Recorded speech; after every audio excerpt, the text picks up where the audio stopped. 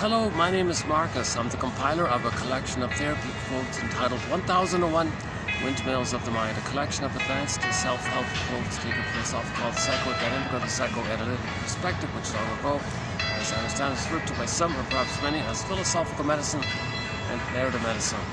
All part of the ongoing quest to make conscious everything about us as much as possible, everything about us that we don't know, and bring it into consciousness. So the more we do so, the more we reunite with ourselves, reclaim aspects of ourselves that should be there, that would have been there had we been loved, but when the baby's improperly loved, the major part of us, the feeling self, the ontological self, the capacities of the real self, the beingness in your body, okay, that gets suspended, and so we want to reclaim that. So the suspending of our authentic self, the budding beauty, the emerging self got kind of frozen or suspended. It's symbolized with Rapunzel locked in a tower, Snow White in a coma, and the princess morphs into a bird who flies away, Echo turns to a statue in the forest, or Miss Cord gets pulled down into the underworld.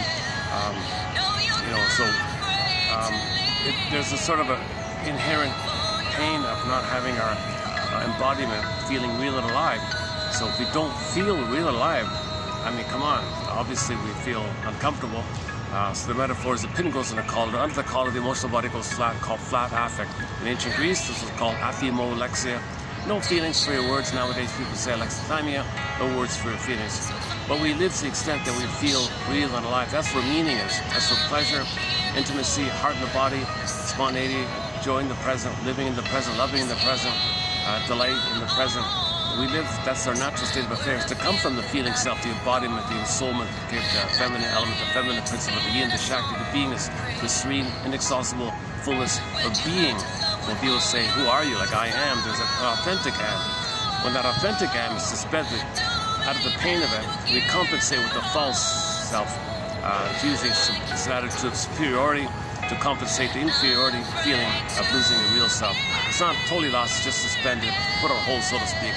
The image is, one image for it is the frozen woolly mammoth and a block of ice up there somewhere in Siberia, something like that. We're meant to have our budding beauty be with us and stay with us and blossom with us in the fertile soil of the relationship between the baby and the mother, beingness, and stay with us so we blossom in terms of our being able to feel real and alive. So when we grow up, we feel real and alive. We enjoy the present.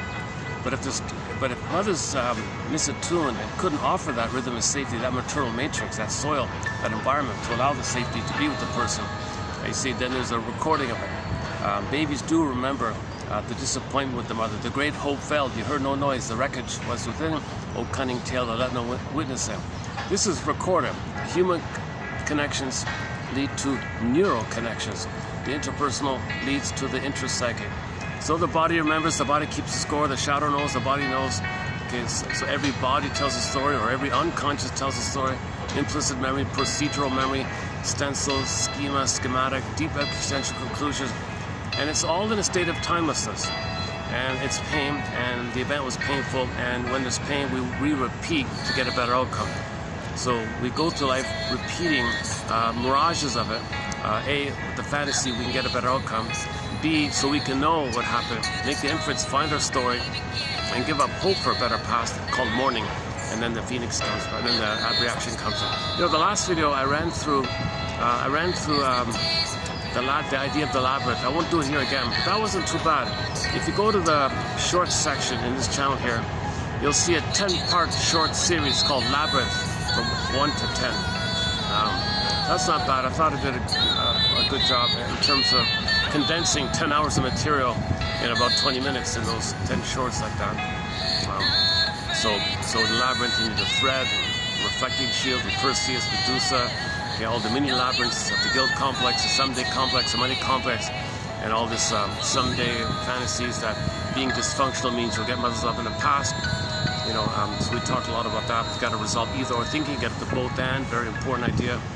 How the issue with the mother is transferred onto money, and then your relationship with money reflects the continuation of the battle with the mother, called the money complex, money issue. Unconscious guilt's a major with the labyrinth of the guilt complex. So we confront this thing. And the twilight zone is a major, the twilight zone to my mind is the closest thing we have on TV that's giving us a kind of odyssey. Yeah, I just saw another episode. It wasn't one of the better episodes. Nice try, Rod Serling. This one, I think you missed it, but the one I just saw, season 4 episode, it's another time travel one where I won't talk too much about it. I wasn't even going to mention it, but I think his idea was. No, on second thought, we're going to talk a little bit about dopamine in this video. So yeah, why not? So Rod Serling tackled dopamine actually. He didn't use the word dopamine, but there's an episode about a guy who's very manic in his life.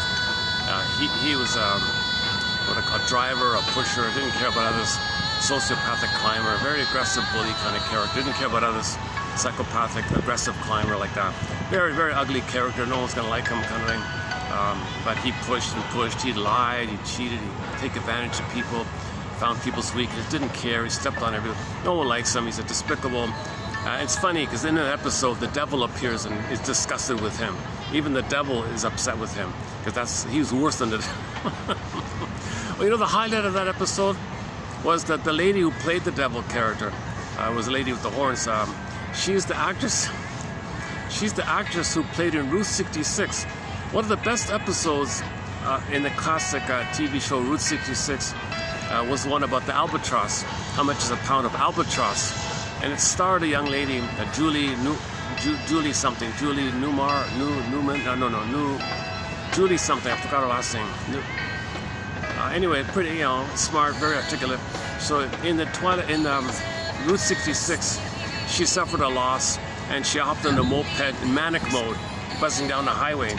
Later on, she said to the friend, I'm manic, I gotta buzz down the highway, I gotta barrel down the highway. Played Bob Seger's song, Roll Me Away, he's gotta escape. She said to her friend later on, it felt like to me that behind me on another motorbike was my grief trying to catch up with me, so I went faster and faster. So, this is dangerous, right? Oh yeah, it's dangerous.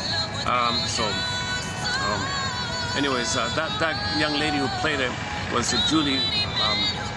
In the Route 66, her name was Vicky. I remember Vicky something, and Vicky was played by an actress named Julie something. Anyway, this actress Julie something played in the Twilight Zone episode I just saw, entitled, oh my God, it's got a weird title. Something Feather something. The character, the bully, was Mr. Featherhead or something, Mr. Featherlight or Featherhead or something like that. Feather Brain, or I forgot, something with the feather, I forgot. And the episode is named after the town he was raised in or something. Season 4, episode, I don't know, 13, 14, 15, somewhere in that area.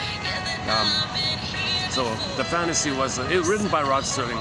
Nice try on that one there, but it didn't work. But the highlight was it featured the Julie actress playing the devil, being disgusted with this aggressive sociopathic they call him a corporator. What do they call him? He engaged in what she called indirect murder because his plundering the planet for a quick buck was an indirect way of causing all these murders on the planet. So even the devil was disgusted with this character. So she was happy to make a deal. He wanted to make a deal with the devil, right? A metaphor, a time travel thing. He wanted to go back in the past with the knowledge that he has and redo his life with the knowledge of the present. So this sociopathic guy owned everything, right? He owns everything kind of thing. Whatever, like a Rockefeller kind of guy, whatever, maybe worse, maybe higher, I don't know. Doesn't matter. He owned everything. He had a map. I own all this. I own this, all the dots all over the place. So the final acquisition was to plunder some major engineering company, which he did, and just laughed at it. When he does these things, a lot of people suffer by this behavior. And then he didn't care. He had zero feeling of empathy like that. It even disgusted the devil to make the point.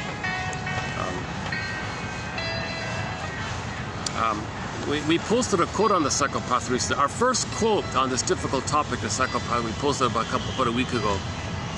So he's a typical example of that. Anyway, so after he conquered the last the last industry he wanted to own. So he owned all the industries. So he owned the entire industrial chain or whatever it was, I don't know. And then he got to the top. Then he suddenly felt depressed. He felt ennui. No more chase. His whole life was just for the chase. He never enjoyed anything. He never enjoyed anything. He only enjoyed the dopamine chase, the excitement of the pursuit.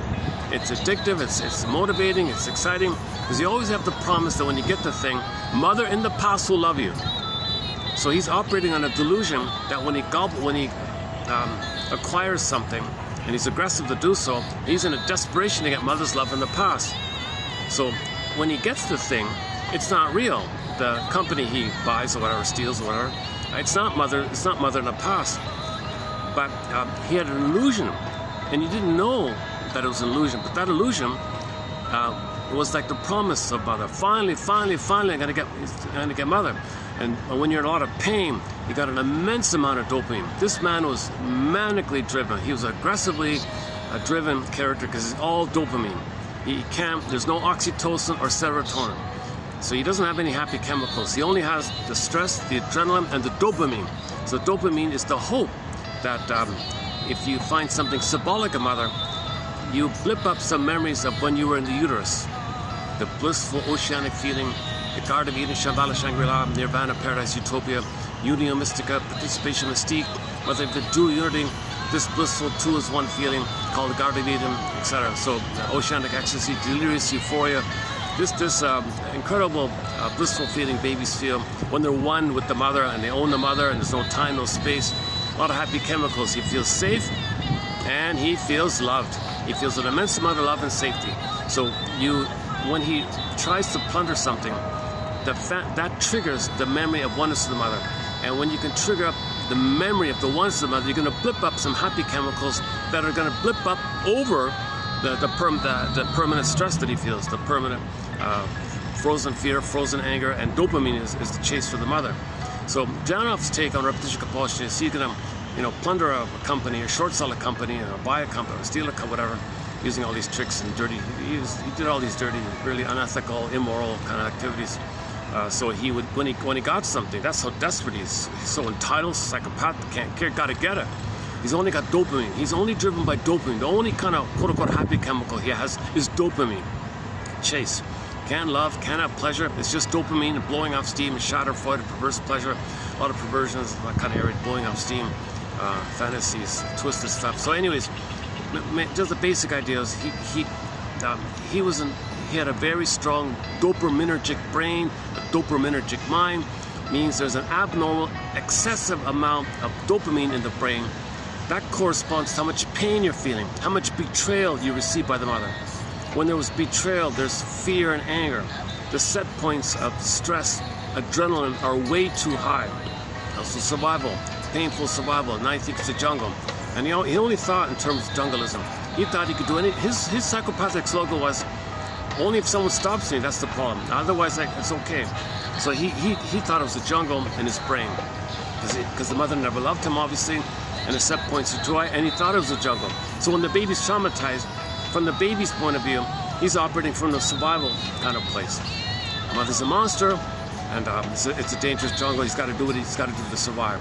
If someone's fighting with a monster, you don't really think about you're just in a panic kind of. So he's in a panic. He's in a manic panic called dopamine. Oh, yeah, in Spanish it's dopaminia. They translated the book called The Molecule of More, Dopamine, when it got translated into other languages, Spanish, Romanian, French, they call it dopaminia. Though I thought it was dopamania. I made a mistake. I kept saying dopamania. I just realized it's dopaminia. I prefer dopamania. Can I just stick with dopamania? I think it's much. My first confusion was I saw the book Dopamine More, and then I saw it for sale as Dopamania. What's this? Oh, in the Romanian language, it's called Dopamania. And I just noticed before starting to speak, no, Dopamania. Then it said Spanish, then another said French, then it said Romania or something. Oh, I see, okay.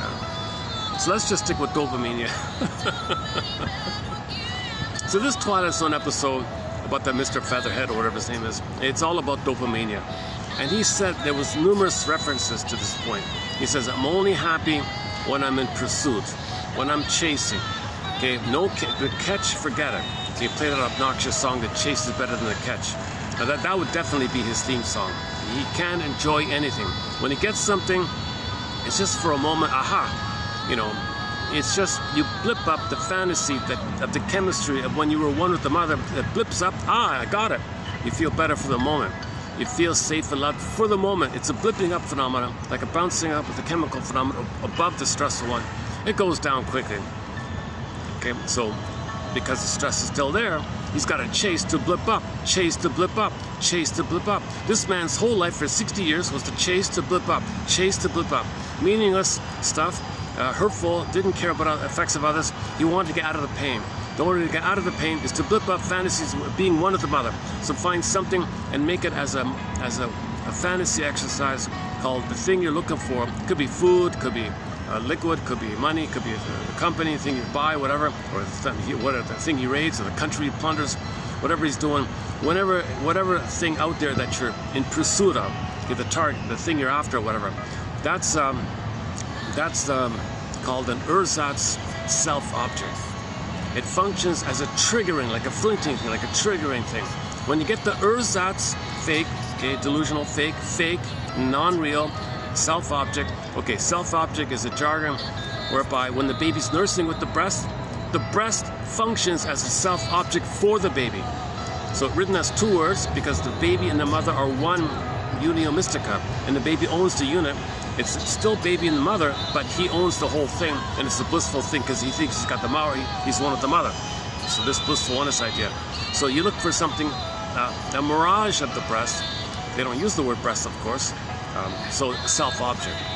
So this is a fake self-object, not a real breast in the nursery, but you want to trigger the breast in the nursery. Now, if you didn't have it, then you're going to trigger the prior state of being one with the mother, even if it was just in the uterus, because there is a lot of trauma at birth. A lot of babies are being traumatized at birth, and to make things really worse, a lot of babies are getting circumcision trauma. Okay, enter the book by Ronald Goldman. His book is called Circumcision, the Hidden Trauma. We posted a few quotes of it recently. That's a very severe betrayal trauma, like that. Okay, so the trust will be gone. Imagine a baby coming out, he's removed, betrayed, put on a table, they strap him up, he's screaming for 20 minutes. Drugged or not drugged, he's screaming. Mother has to detach her maternal instinct to tolerate it, so she can't love anymore. So she's got to deny her maternal instinct to protect the baby. She goes along with the baby being tortured. One mother said she heard the baby screaming for 20 minutes, and she had to deny her instinct to protect the baby. So she died inside. When the baby was returned, she hated the whole thing, and she associates the baby with the pain that she did and blamed the baby for what happened, not the people who did it. So the bond was broken. So circumcision trauma is designed to break the bond, So a lot of babies are getting traumatized, and they're not getting the extended blissful oneness for the first 4 to 5 months. That's the primary egg-like thing, social interpersonal womb, and then it slowly, and then from 4 to 5 months to 18 months, it kind of broadens, but it's still there. Finally, at 18 months, it dissipates. He's out of the delusional solipsistic bubble that he owns everything, and he's a king and a god and all that. Special king, god, all that ends at 18 months. But people are not even getting him. They lose that bubble need, and they're stuck in this illusionary, the need for the bubble, to think like a bubble. It's all about them, entitled, self. Okay, so they didn't get their bubble needs met. They didn't get their symbiotic needs met, their merging needs met, their unio mystica needs met. They didn't get their undifferentiation needs met. A stage of development called non-differentiation, undifferentiation, where there's no boundaries really. The baby and the mother are one. He needs this kind of oneness kind of thing. Then at 18 months, he starts to he's halfway there. realizing he's a person in his own right, mother's a person in her own right, mutuality up in the mind, the template in the mind is people to people kind of thing, not just him, little God, and everything serves him, and everything symbolic, best serve him, entitled, special king, everything should serve him, he's entitled, special, chosen, all this stuff. So babies need this phase to get out of it. If they don't get that, they're stuck there, and they see it in that way, and they're trying to get it that way, and they maintain that attitude that babies have, that they're kings and gods, everything should serve them. So they don't really love or care about others, so they don't love or trust. That's a huge pain, a huge betrayal. So in the brain, the stress goes up, the cortisol goes up, and dopamine in correspondence, that's Pandora's box, the dopamine. So the dopamania is the hope, the chase for mother. Now you're a fugitive from the love that you're looking for. Mother hurt the, mother caused the pain. So the baby's in pain, looks for mother, not remembering the mother caused the pain, but he's in pain, search for mother. Forgetting, because there's no time in that brain, the mother caused the pain. All he knows is the pain, search for mother. Pain, search for mother. So when you search for mother, and throughout life, it's a mirage of mother. So back to the Twilight Zone, this guy would, so his self-object would be companies he can control. Industries, companies, country, he can control, right? So that's his mirage of mother, material, powerful thing, whatever, right? So symbolic, the mother's powerful, the mother's provides, all these companies, he sucks them dry, and he gets the benefits like that, he dumps his waste and sucks his dry. So he's, because the baby senses waste elimination through the veins in the cord and receives the good down the center vein, one down, two up. So he can dump all his hatred, Italianic hate onto mother and receive all the goodness. So he's stuck in that kind of mode where he didn't get the goodness, and mother didn't soothe him or metabolize or process his distress and waste and all that. So back to dopamine. So this Twilight Zone episode, I should really get the name, huh? Season 4, look, it's the episode about a guy who travels back to his teenager time and wants to redo his life, having the knowledge, like keeping the knowledge of his life, and now having that knowledge. So his idea was, so the first thing was, in his aggressive mode of dopamine, he got to the top, he owned everything. He was depressed. He had immense ennui. He was miserable. He was shaking. He felt empty. He felt there's no mother. He tried his whole life to get mother. Still, it didn't work. Right? He owns the world, and it still didn't work. He had an immense desperation like that. So he was in a panic mode. He was sweating and all this. What is he going to do now? What do I do now? At least before with dopamine, I had the hope. Dopamine gave me hope. Dopamine gave me hope. He lived on hope. He just lived on hope. Okay, the micro version of it is people hope for $1. You buy the lottery ticket. Hope for $1. Hope for $1. So it's just different versions of it. So he was doing the same. So when he got everything, he was feeling this panic that now there's no hope for mother. And he didn't know what to do here. So he begged the devil character, please, let's make a deal or something. And then and the actress Julie something. Newland? No, not Newland. Newmar? Newman, Newmar, Lunar, Newman, something new. And her first name's Julie. She's kind of a fun, she played a fun, it was fun to see her play that role as the she-devil or whatever it was. So this belligerent, whatever, says to the devil lady, look, let's make a deal. What do you want? If I want you to send me back to my youth, but I want to keep my knowledge. I want to know everything, and when I go back in the time machine, I want that knowledge to stay with me, because then I can redo the plundering of the planet, and I can have more fun, more excitement, because I know the answer already. I know which inventions are going to come about. I know where the resources are. I have the dates of the discoveries, so I can, in advance, I have insider knowledge. I have the knowledge. I have the knowledge of every discovery, every invention. And if you send me back in the past, I'll have fun. I'll have a lot of fun with the insider knowledge. buying everything, and then a day later, oh, it happened. How'd you know? Because he's from the future. He came back in the past. So I kind of see he wanted that fun to redo the thing with more enthusiasm, more gusto, more aggressive chase like that. He was addicted to the chase.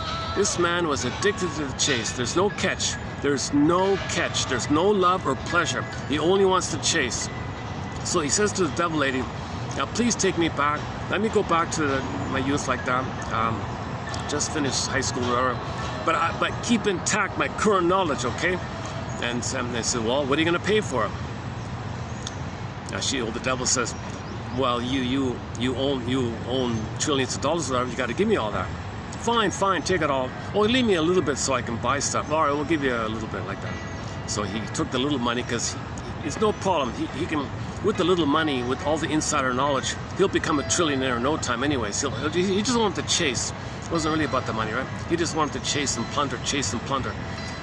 So the devil, so he makes the deal with the devil like that. Okay, poof. Okay. he's in his hometown in 1910 or whatever it is. And he's going to try to, he has the knowledge, and he's going to try to do the thing, right? Now, now here's where the episode kind of fell apart. So in his enthusiasm, he didn't read the fine print of the contract with the devil, right? What the large print gives you, the fine print takes away. So she was messing with him. Like, she hated him. The devil hated this guy. Like, usually the devil would like this guy, right? Because you're an emissary of the devil, you know. But she was repulsed by him. Even she felt disgusted with him. So she did the fine print, and he didn't know about the fine print. So he slipped up this guy because he's so excited or something. So we went back in the past. Oh, what about the fine print? And then the fine print comes up. Now he's struggling like that, and we see the thing. So he had all this knowledge, but he was still a you know what. So no one liked him.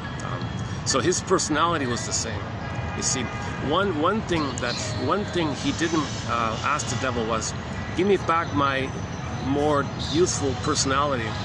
Don't give me this aggressive 60-year-old personality, this more violent character personality. Give me my youthful version. He didn't ask for that. He just wanted the way he was, in personality-wise, psychological-wise, personality-wise, knowledge-wise. He wanted that same thing in the past. So we went back in the past. He was acting like a you-know-what, and it was too much for people. And everyone ignored him, they hated him, and he had a lot of problems like that.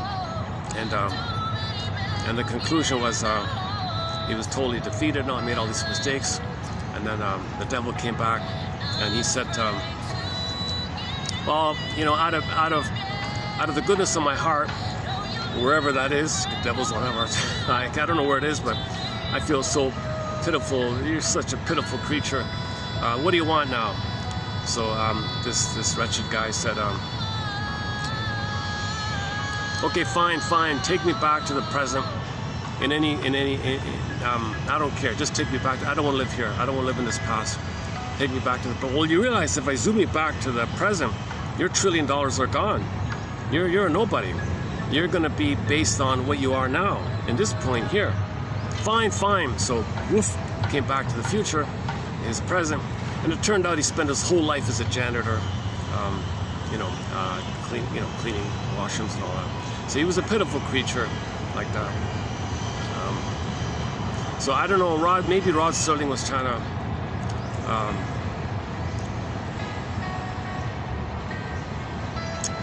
just open up this question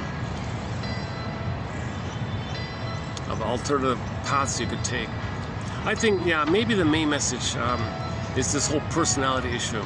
That when he went back in the past, he didn't ask for the youthful version of him, but keep the knowledge. So he kept his belligerent personality to the past, and it didn't fit in with the people like that, right? So you're a 60-year-old curmudgeon, Grinch-like personality. It's not going to apply to when you were a teenager and you were like a budding Grinch, but you weren't a full-blown Grinch. You were like a baby Grinch, and it was tolerated. But nobody in that town would tolerate an 80-year-old Grinch, that kind of thing. So he was an 80-year-old or a 60-year-old Grinch at that time. Maybe that's the lesson about that. So when you time travel, what about your personality or about your psychology? So everybody's the fantasy. I wish I could go back in a time machine, and I can buy the stocks. I know I know they're going to invent this on this year. So a few months before, I'll buy it all, and then I'll get rich over the next year. This will be invented. I'll buy all that.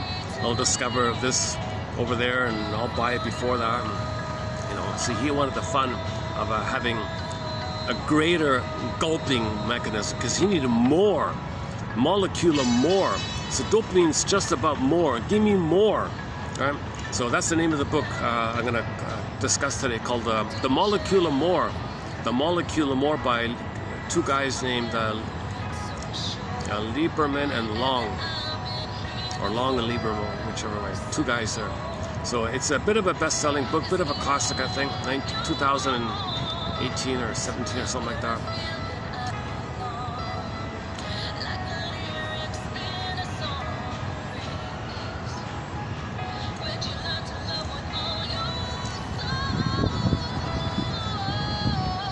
I wasn't planning on talking about it because I thought it was a weak episode. It didn't work, right? It kind of the starting idea was good. The actor was a tedious, boring, tedious actor, so you don't really. He's a little ridiculous or something. Rod Serling said he had a very low budget for most of the time, so he couldn't hire the people he wanted, something like that. So the message didn't come across too clearly. But once again, he said it. All I want is to chase. I don't enjoy anything. I don't love. I don't have pleasure. I just got to chase. So all of his energy, 24/7, is to chase. All he thinks about. That's got a lot of trauma. This is the perverse situation of dopamine. You got a healthy dopamine from the real self, your authentic self. It's a calmer kind of quality of setting, goals and you're calm about it. But it's in the service of expressing your real self. So the dopamine is in the service of expressing your authentic self, like that. So that's a healthy, calmer kind of place. But when dopamine is for the manic, panic, defensive self to search for symbolic mother as a pain management, you're panic like that. So when dopamine's in the panic, manic mode, that's a dysfunctional way of dopamine. So it depends on your trauma. So if you're not traumatized, your dopamine is calmer, and it's the motivation to share or do something, create something, or like that.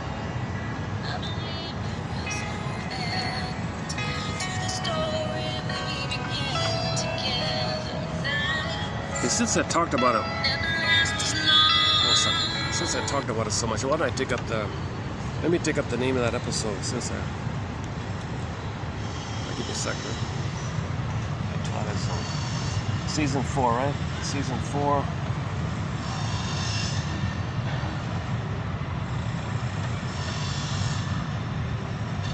Twilight Zone. Okay. So here's season 4, Twilight Zone. Let's see.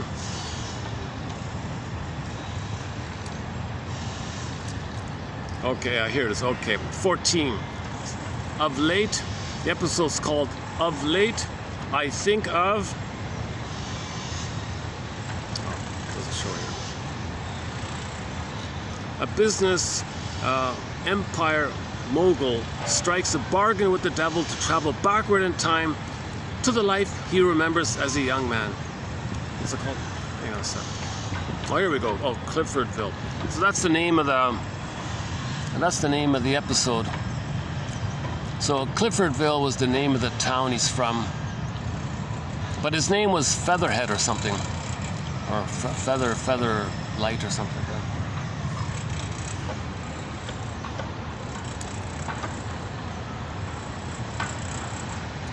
Is there any? I haven't read the comments on it. Let's see. Maybe I can dig it up here. Hang on a second. Are we online here? Aging tycoon William Feathersmith is bored with life and makes arrangements through a devilish travel agency. A devilish travel agency. A travel agency run by the to return to Cliffordville of his youth and start all over again. A common fantasy, right? A lot of people have this what if fantasy. What if I can go back with the knowledge that I now have and go back. Oh man, that's what the fantasy is about, right? Basically. Where's the... hang on a sec. Other comments here? Oh, Julie Newman. Oh, that's the lady I'm talking about. She's the actress who played the devil. Featured reviews. Should we read some of them? Hang on a sec. It's showing up here. The name says it. The name says it all. Come walking in. What? This Miss Newmar is one of the most beautiful woman I've ever seen. I could watch this with the sound turned off just to see Newmar, the devil lady, right? It'd be better if she were... oh, the cat. Okay, I see. So someone's got an obsession with her here. Okay, I forgot about that. He's just talking about her. Oh, I see. Oh, there are a bunch of reviews. 20. Oh, there's 26 reviews here. Spoiler alert.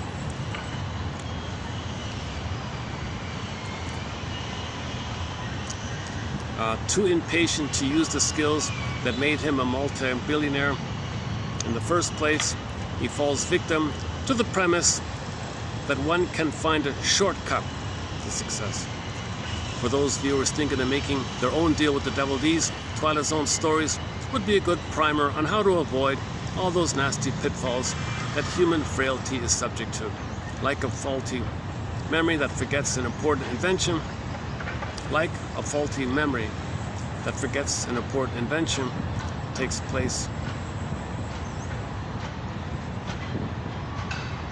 Okay, let's forget about this one. Did she play Catwoman? Is that it? Oh, the woman who played Catwoman. Oh, I see. Oh, I don't know. Oh, this same actress played Catwoman. Once again, Albert's whatever plays an evil toad.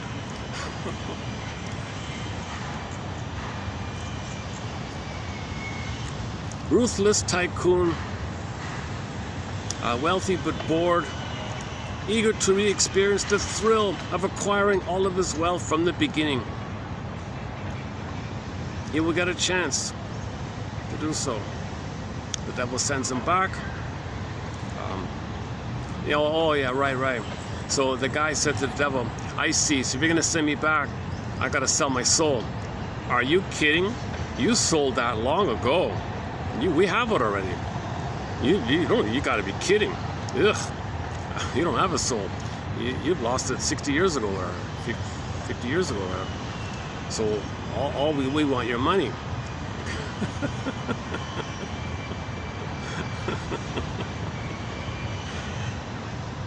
He agrees, but will discover that his memory isn't as good as he thought it was, and future knowledge of wealth is no guarantee of success. Some people should quit while they're ahead. One reviewer says here. Oh yeah, he should just enjoy his... He can't enjoy, that's the thing. He had the opposite effect. He was miserable, he was suffering. He couldn't enjoy. Remember, you need oxytocin in your brain for love and serotonin to enjoy.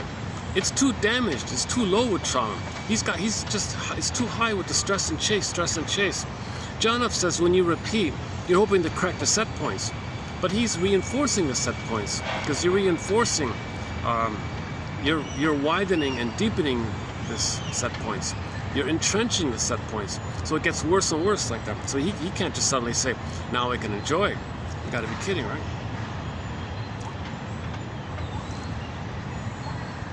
Oh, I lost my page here. Okay, let's leave it there. What happened? Oh, hold a second. Hold a second.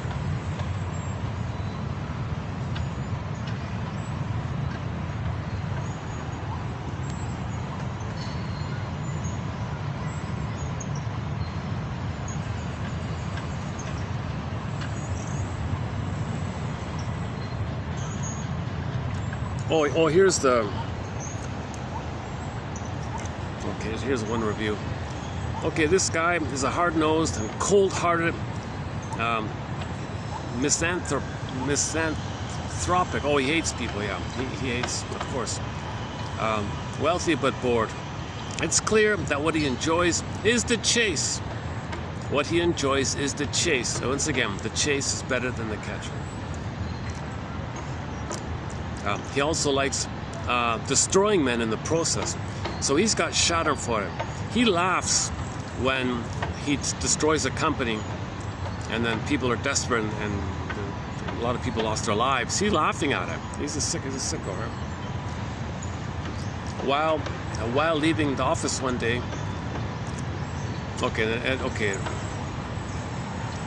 in return for his amassed fortune, not his soul, because as she knows, we got a hold of your soul some time ago. She offers to send him back in time to his hometown in 1910, where he can start over and get the pleasure of building his empire all over again and destroying the people all over again. He accepts, and once back to the days of his youth, begins wheeling and dealing, but things don't go quite as planned.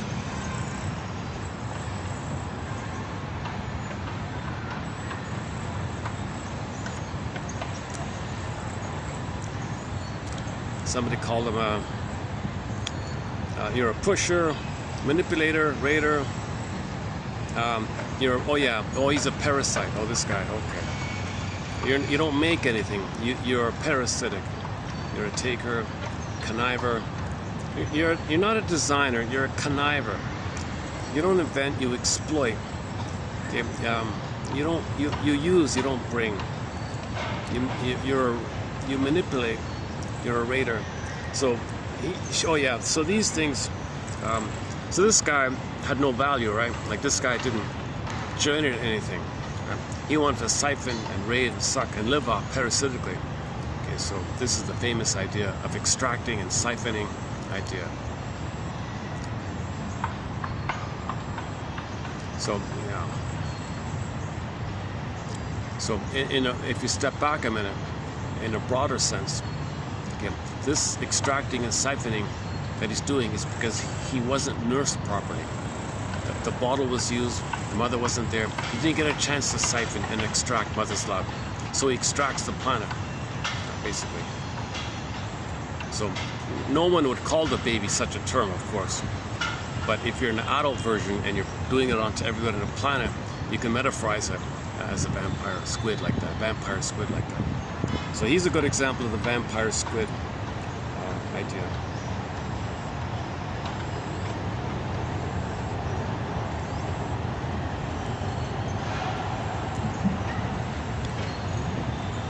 Okay, these quotes.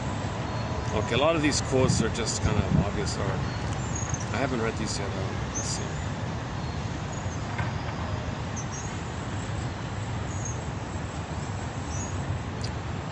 No, Mr. Feathersmith, I'm afraid your soul is not yours to negotiate.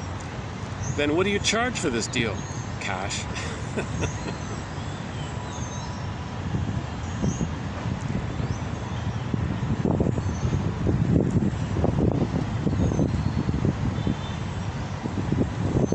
So anyways, dopamine. So why don't we do our quotes here? So let's do the quotes from the book. So I'm going to read you now. I'm going to do a couple of quotes from this book, this book on dopamine.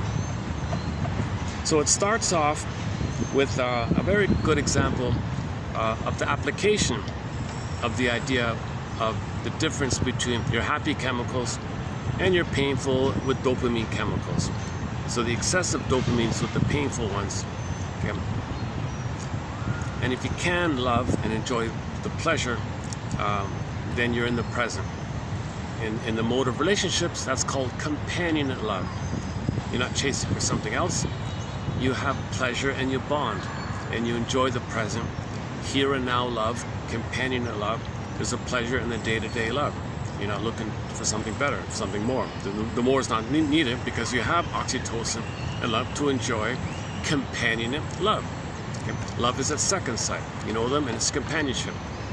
But if there's too much trauma, they cannot do companionate love. They can only do love at first sight. That's dopamine stuff. According to anthropologist Helen Fisher, she just passed away, right? According to anthropologist Helen Fisher, early or quote-unquote passionate love, okay, this is the limerence, the spellbound, the puppy love, infatuation, love at first sight, just one look, Cupid's arrow, sudden stuff. Okay, this is the triggering phenomena. Somebody in the present, okay, reminds you of your mother in the past who betrayed you, and that triggers the past, so you feel the wiring of the past. You don't know the person in the present. The person in the present is an emotional reincarnation of your mother in the past, but it triggers the wiring of the mother. Now you have the hope that finally you're going to get mother's love. So that's all exciting. It's all exciting stuff. You don't see that person in the present. They're just a triggering. They just triggered the past. But you're spellbound with it because you're going to transfer the blissful feelings and the need for mother onto that person. And now you feel the blissful feeling with that person, with them in your mirage, that they're the mother. So that's you're in a mad love kind of place. Lovesick, mad love like that. So this is love at first sight idea. This is not really love. This is called transfer stuff. Okay, infantile love, puppy love, infatuation, called limerence. This limerence stuff. So when people say love at first sight, no, this is transfer stuff. Love or companion love begins at second sight. So a person can start off with the honeymoon stuff, and then you get to know them with the delusions gone, that they're not going to give you a better past. They're not going to make up for what your mother failed to do. And you get to know them as a person in the present. Then you begin the companionate stuff. Then love begins at second sight. The first sight was spellbound, unconscious. Second sight's conscious. Love is at second sight. Love begins at second sight. So in the first one, that's the exciting dopamine chase. That's all exciting. And when you calm down, then it's the happy chemicals. So this first quote refers to the two infantile stuff love with dopamine, all exciting, versus the healthy companionate love, a relationship love, two people love, okay, like equal emotional sharing. The humor is playful and spontaneous and tender. No, it's not schadenfreude, not verbally, not this bitter banter back and forth stuff. Not this. You take turns. I hurt you, then you hurt me. I play important, you play important. Not this sadistic, that kind of stuff. Or utilitarianism, or Berger calls it taking turns playing big shot, or they'll be together to scapegoat the kid. They feel better by scapegoating the kid, so families say they got to pull in the kid to scapegoat, and then that keeps them together. Not this kind of disturbed stuff, dysfunctional stuff. So companion love is two people in the present, in the here and now, and there's no need to go somewhere else. So you see the film sometimes, right? I have no desire to look for someone else, and it's mutual like that. So the oxytocin is there, the serotonin is there. Those are the chemistry, the chemical behind companion love is oxytocin for the bonding and serotonin for the pleasure and the acceptance, and that's in the present. So if you feel safe, you can love in the present. But with past trauma, that's too low. You can't do that stuff. You're in dopamine, so that's why it got us all this mad love like that. So again, back to the quote here. According to Helen Fisher, early or passionate love lasts, on average, she says, between 12 and 18 months. After that, for a couple to remain attached to one another, they need to develop a different sort of love called companionate love. So there's a difference between this romantic, spellbound, excited stuff called passion love, etc., versus the calmer companion love. Companionate love is mediated by oxytocin and serotonin. So she calls it the here and now chemicals, the here and now of oxytocin and serotonin. So as an abbreviation, they call it the H&N, here and now. Okay, so whatever. Companionate love is mediated by, let's just stick with oxytocin. Okay, companion love is mediated by oxytocin and serotonin because it involves experiences that are happening in the now, here and now. You're with the one you love in the here and now, companionate love. When the oxytocin and serotonin, happy chemicals, take over in this second stage of love, okay, the dopamine stuff of the chase is not there. you don't need it, so it goes down. It has to be. It has to be like that because dopamine paints a picture of more. Dopamine paints a picture that something else will be better. Right? Means the real mother in the past. The delusion that you'll find real mother in the past is a better picture. The blissful euphoria, this heavenly blissful stuff, right? So dopamine is going to be down. It has to be because dopamine paints a picture in our minds of a blissful future in order to spur us on through the hard work necessary to make it a reality. Okay, so back to Featherhead in the Twilight Zone. Okay, so he had always the dopamine is the blissful future. When he gets that thing, he'll get the bliss of the mother. It didn't work, huh? The anger, he destroys people in the corporate rating, so he gets his anger out. So he had a hope. Okay, that's the positive chemistry from the cord in the uterus. The anger, he dumps the waste, he discharges on others, and he rejects others the way he was rejected, called Schadenfreude. So he enjoyed crushing people. Well, yeah, one guy in there spent his whole life working diligently as an engineer or something, very careful and did a good job like that. But to keep everybody afloat or something, you have to take a loan. And then this corporator bought that loan. I own the loan. See, I own it. I want it now, this minute.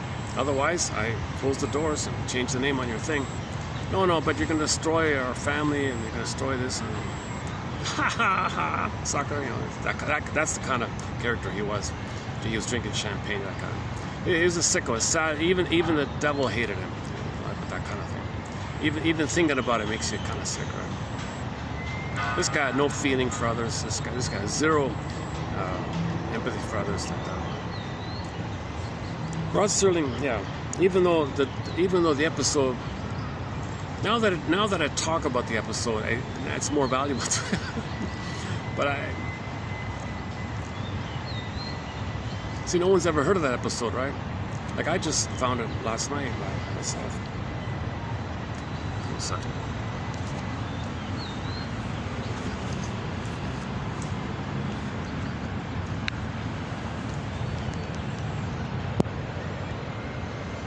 Let's do it this way. Still recording? Okay.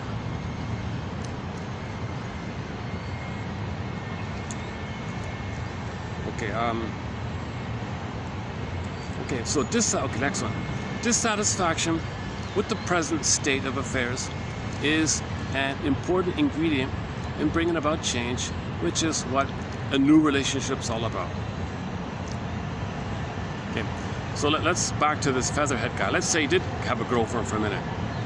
Couldn't enjoy it. Give me the next one. He's always dissatisfied. And that dissatisfaction means that's the dopamine chase that's changed. So he would just chase all this, change all the time.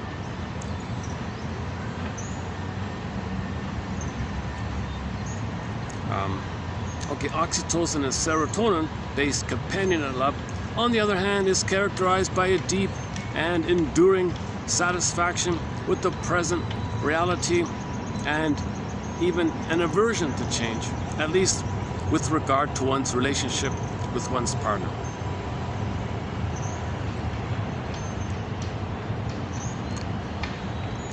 In fact, sometimes dopamine and the happy chemicals can work together under most circumstances. Oh, sometimes they can work together, but usually speaking, they counter each other. Okay. When the happy chemicals are activated, we are prompted to experience the real world around us, and the dopamine is suppressed once again. When dopamine circuits are triggered, we move into a future of possibilities, and the happy chemicals are suppressed. So it's a bit of a. She doesn't talk about set points, but the idea is there, right? Okay, next one, yeah. A romance built on dopamine is thrilling, if short-lived. A romance built on dopamine is a thrilling, if short-lived, roller coaster ride.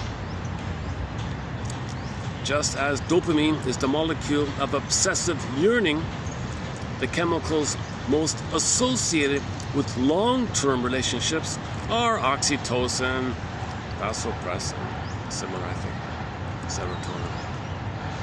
Okay, next one here. Doing okay here? All right. Is the lighting coming? I can barely. How's the lighting here? I can hardly see myself. It's all kind of cloudy here. Are we getting the lighting here? Next one here. When scientists looked at blood cells extracted from people who were in the passionate stage of love, or the honeymoon, right? They found lower levels of oxytocin and serotonin receptors, an indicator that the happy chemicals were in retreat, not there. I see. So when someone is in a spellbound mad love, I fell in love, you can't sleep, you're thinking about all the obsessive love, or sometimes called obsessive love. So if somebody's in this kind of obsessive love thing, she says here, if you look at their blood cells, you won't see the receptors for oxytocin and serotonin. It's just dopamine, chase. Oh my goodness sake. It's not easy to say farewell to the dopaminergic thrill of new partners and passionate longing. But the ability to do so is a sign of maturity and a step toward long-lasting happiness. Think of a man who plans a vacation to Rome. He spends weeks scheduling his day, making sure he will be able to visit all the museums and landmarks he's heard so much about. But when he stands among the most beautiful artwork ever created, he thinks about how he's going to get to the restaurant where he has reservations for dinner. He's not ungrateful to see the masterpieces of these famous artists. It's just that his personality is primarily dopaminergic. He enjoys anticipation and planning. Lovers experience the same disconnect between anticipation and experience. So these are the guys that say, see one tree, see them all, kind of, they don't have the experience. They just got to chase to the next one. The early part of passionate love is dopaminergic, exhilarating, idealized, curious, future-looking. The latter part, companionate love, is oxytocin and serotonin focused, satisfying, peaceful, and experienced through bodily sensations and emotions. Passionate love can be transformed into something more enduring. It can become companionate love, which may not thrill, the thrill is gone, which may not thrill the way dopamine does. Oh, that song, oh, the thrill is gone. He implies, oh no. But really, if the thrill is gone, love begins at second sight. Now you get to know him after the thrill is gone. Then you begin.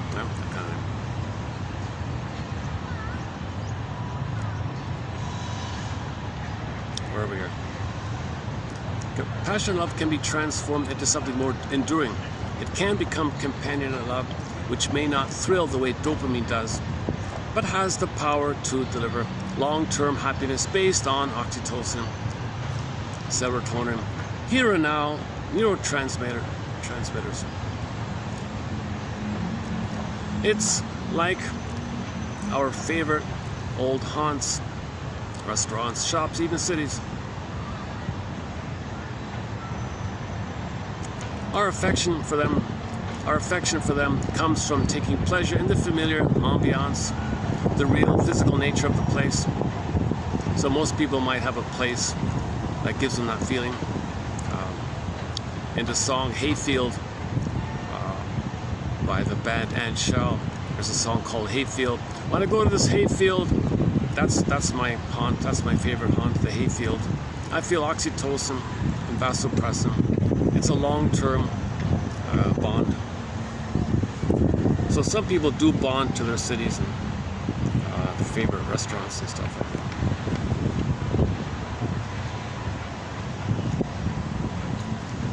We enjoy the familiar, not for what it could become, but for what it is. Yeah, so when she goes to the hayfield, I'm familiar with this. It's what it is. So she's connected and attached and has a long-term companionate relationship with the hayfield. Could be the cornfield, the wheat field, I don't know. Usually it's some spot in nature somewhere, an island, maybe a beach somewhere, a place in the park or forest maybe.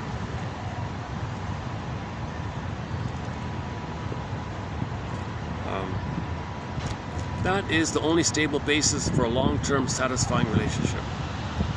Dopamine, the neurotransmitter whose purpose is to maximize future rewards, starts us down the road to love. It revs our desires, illuminates our imagination, and draws us into a relationship on an incandescent promise. But when it comes to love, dopamine is a place to begin, not finish. It can never be satisfied. Dopamine can only say more. Dopamine has only one, if there's one word associated with the chemistry called dopamine, it's more. Never relax, never love, never pleasure. No, it's just more. That's why the book's called The Dopamine of More. Translated, dopamania.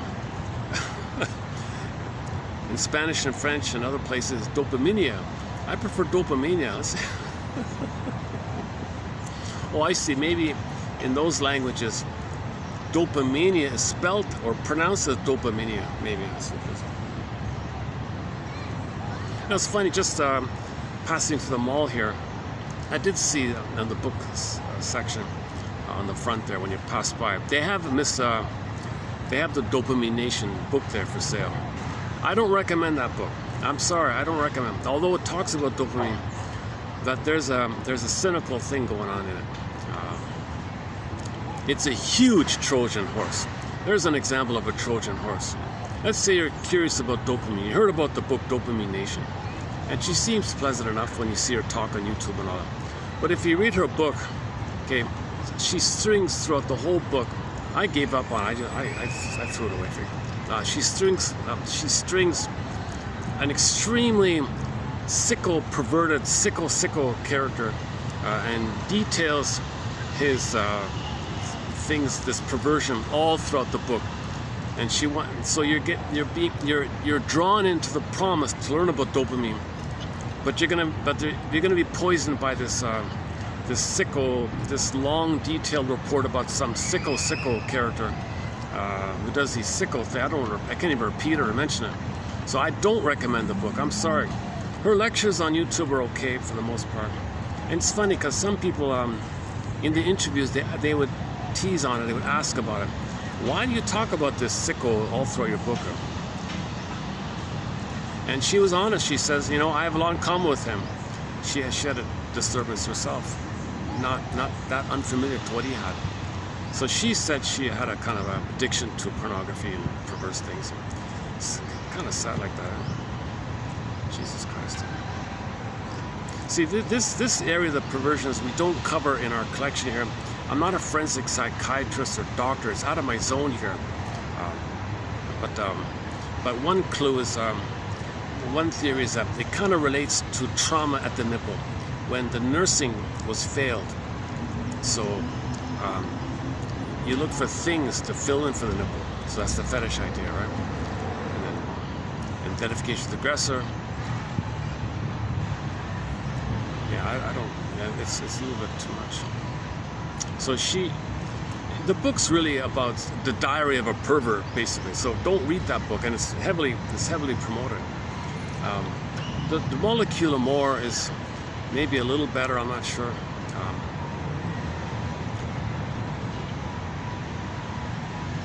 Yeah, I prefer a molecule or more time if you're going to make it a choice. There's another book about it. There's a third book about it.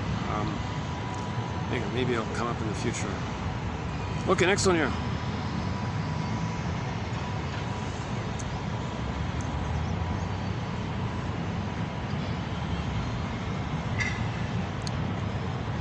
One about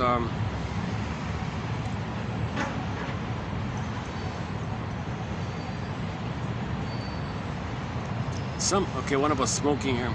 Some people say nicotine makes them feel more relaxed or more alert, but really the main thing it does is relieve cravings for itself. It's a perfect circle.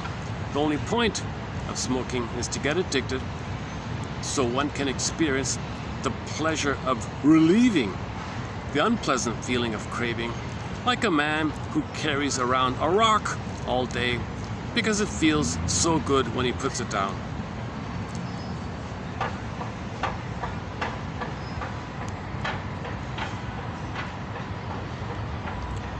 Okay, the rock, is the set points in the brain of the trauma chemicals are too high. That's the rock. So, the oral fixations like cigarettes and emotional eating, gambling, promiscuity, etc. There's two parts to it. The pursuit is exciting. That's the dopamine. You feel important.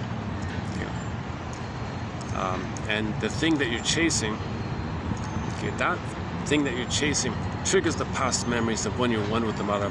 And plus, there may be some practical element of the thing making you feel safe for the moment.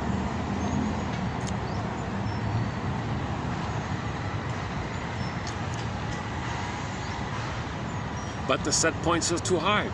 You didn't correct the set points. Searching for a similar mother doesn't correct the set points. Only identifying the trauma, mourning the thing, then the set points can correct. You gotta weep it out, then the set points correct. When you admit that dysfunction and oral fixations and repetition compulsion and jungleism attitudes and greed and too much dopamine, all these things are the pursuit of a happy childhood from your mother, the pursuit for mother's love in the past. Doesn't make sense. So you identify and give thee all hope for a better childhood past. Once you can consent that it did happen. You didn't like it, but okay, it happened. That's lifting the thorn idea, yesterday's video about the thorn. Now you allow yourself some new feeling of a sense of okayness that now underpins your current choices, whereby in the present, if you make a healthy choice, okay, I think it's okay, because had it been love, I would have gone down the road not taken, the healthy path not taken. So that's what it should have taken place. It didn't, but it should have taken place. So now you make a healthy choice, trial and error. It's okay, because I'm developing the way I should have developed. So you're going to pick up on development, resume development, right? Kind of thing. But if you're not aware that you're spinning, looping in a timeless, permanent, timeless, repeat, change, look for a better past, repeat, look for a better past, repeat, look for a better past, right? The repetition compulsion. If you're not even aware of it, you don't entertain the idea. Because if you're not aware of it, you're loyal, you're tied, and the pain is the hope. The sugar coating is the hope that masks the pain of the tie of mother rejecting you, called psychic masochism. So you're a psychic masochist, Berger would say, when you chase like this. So Berger calls all this chasing, all these people who chase, basically everybody, psychic masochists. He thinks everybody's a psychic masochist to one degree. One of our mentors, Edmund Berger, funny guy actually, he's actually a funny guy too. I've talked a lot about his work already. Yeah, okay, so once again, when you can consent and admit the greatest hurt of all, mother failed me. She had emotional dyslexia, emotional warping, because the mother, on her end, couldn't be in the present to love the baby. She couldn't love the baby because her present was still the hope for getting a better past on her end. The mother's present is always her past waiting for a better past, not available to meet the baby's needs. So the baby freezes up the soul, exiles the lad, so pin goes on the collar, anger rebounds them, major crime. Okay, you sugarcoat it, you liberalize it, you sugarize it with the dopamine stuff. Dopamine is the sugaring to have the hope. The hope is the hope, and you're addicted to it. And then the final layer of the cake is rationalization. The cortex comes up with double talk, flim-flammery, duplicity, any kind of red, any kind of lie to provide cover, to protect your hope, to blip up the happy chemicals above the pain that you're feeling. So you got to believe the lie, make up a lie. It's called beliefs. You got to make a belief. Okay, you make up a belief. I believe that. You don't question it. I just got to believe it. Why? The real issue is you got to protect the hope mode. That one day a cookie will, if you eat a cookie in the present, mother in the past will love you. You have this unconscious issue where if you eat a cookie in the present or drink wine in the present, okay, that means mother's going to love you in the past. You don't want to know this disturbance, this irrationality. So the camouflage, the cloak is, what's the big deal? The cookies are, it's a treat. I worked all day, I can have a treat. Are you physically hungry?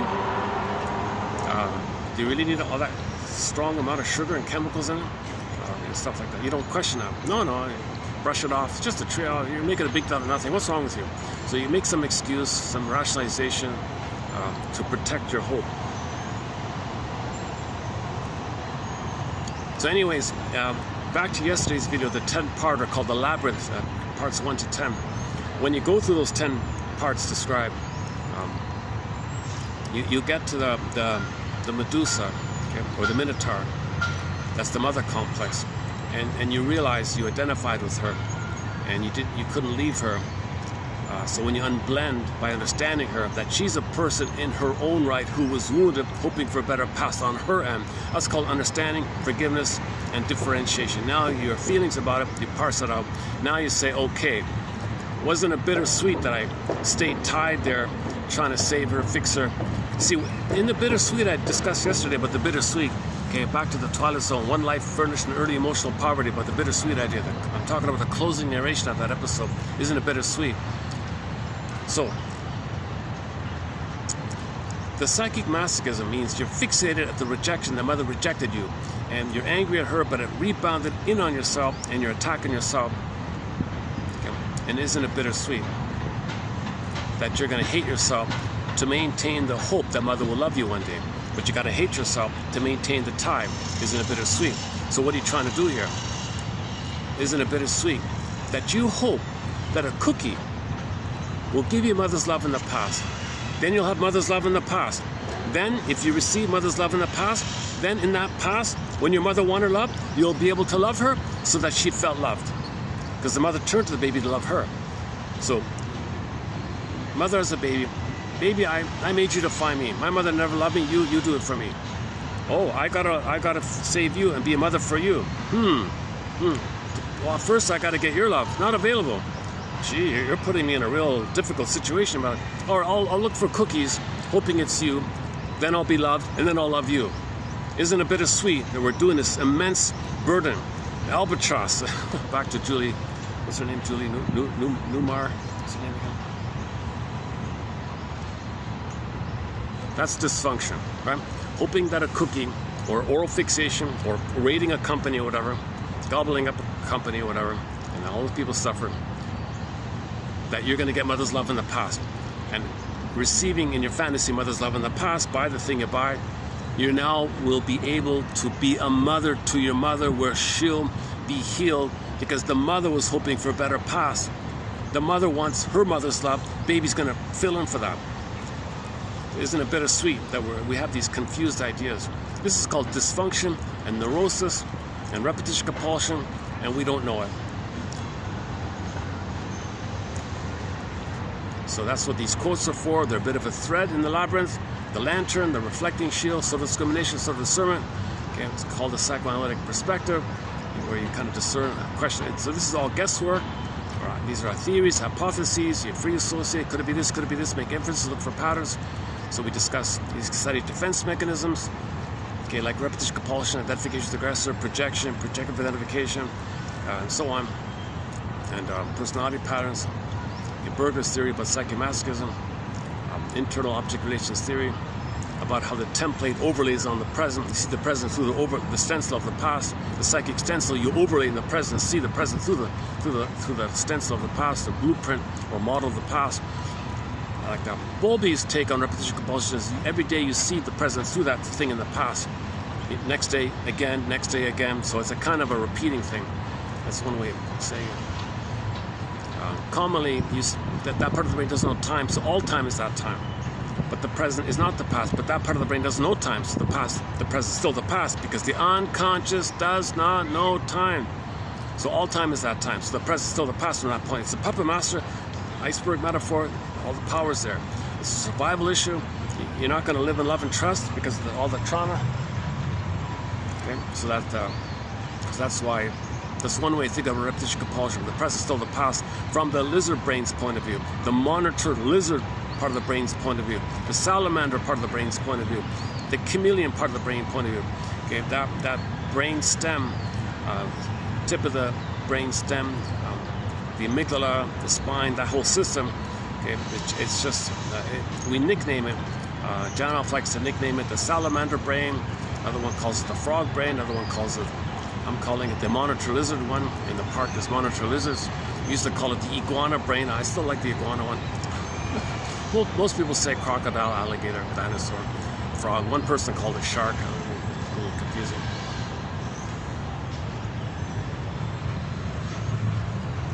Anyways, those creatures that only care about survival and reproduction, just survival. There's no like love and family. They're not prairie voles, you know.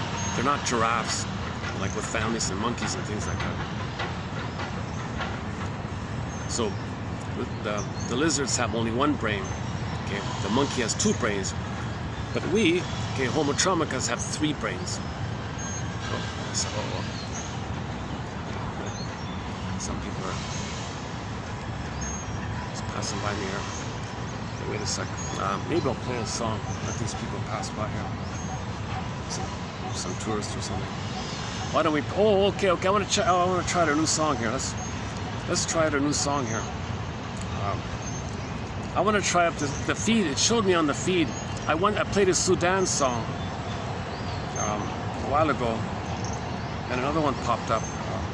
Oh no, sorry. I just discovered yesterday a radio a website. What's it called again? Radio. And then plus 4 O's. Radio, and then OOOO. There's a world map there.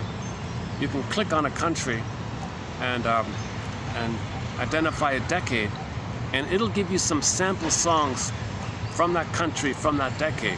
So I just randomly clicked Sudan from the 70s. Oh, that's a good one.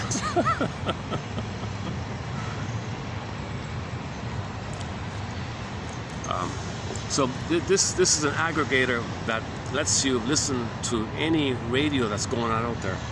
So of all these radio channels going out, you can go to this radio. Yeah, there's the basic service and the premium one.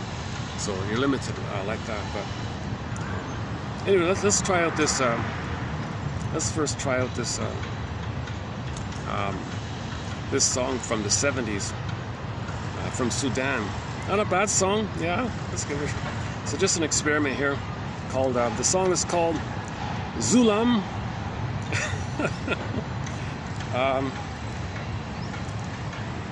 Al Dunya. Zulam. Does it show up there? Zulam Al Dunya from Sudan in the 70s. So let's take a 3-minute break here.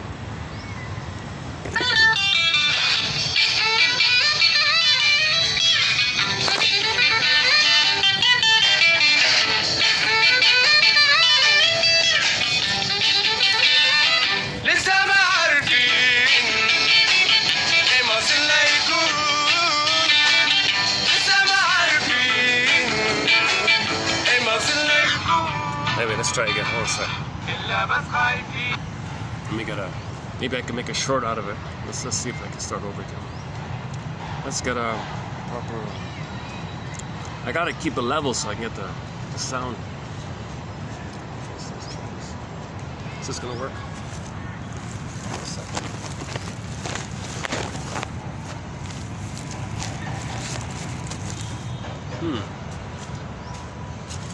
Let's try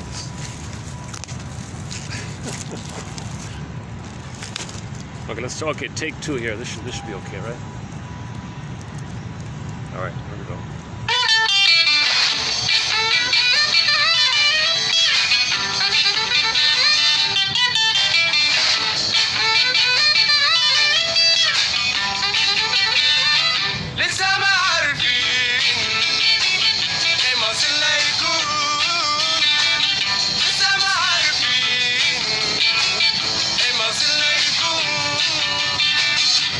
بس خايفين من فراقنا يطول إلا بس خايفين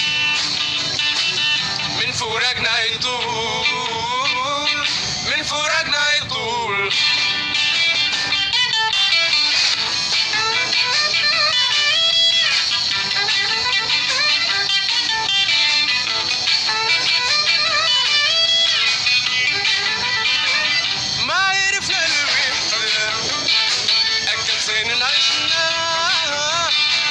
شفنا سعادة الدنيا أكم غامرنا ضياء الليلة طلبوا يا دوبنا شفنا شكا الليلة طلبوا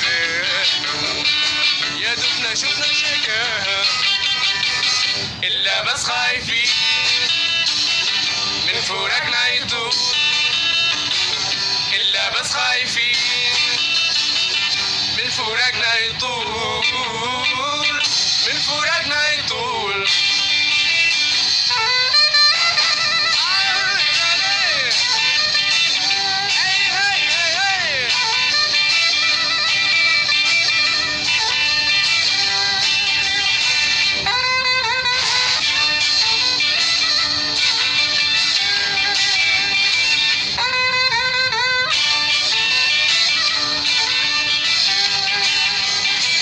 نرضى بالمكتوب هنرضى بحرمانا يطول المكتوب أمامنا خلف زمانا هو القلوب بالشوق هل التبيع حنانا هو القلوب بالشوق هل التبيع حنانا إلا بس خايفين من فراقنا يطول إلا بس خايفين من فراقنا يطول من فراقنا يطول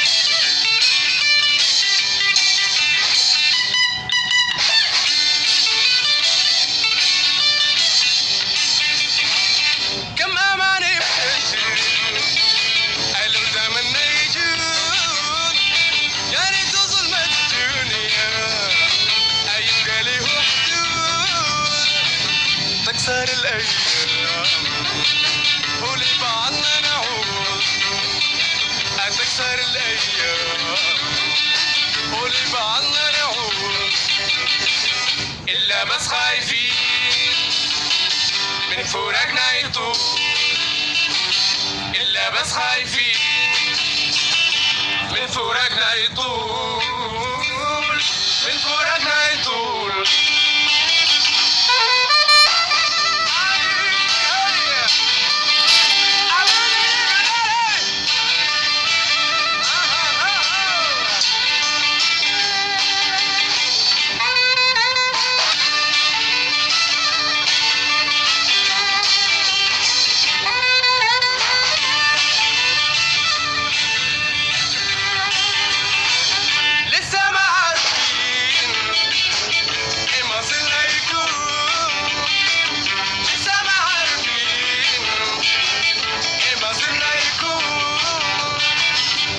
بس خايفين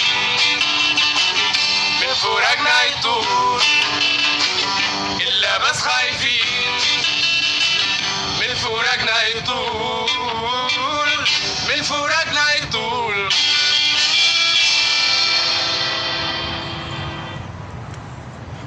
Oops. I'm gonna have to redo it. I think it was too loud, right? Maybe it came across kind of scratchy, right? Gotta redo it. Okay, let's go back to our TQ 3154. Next one here.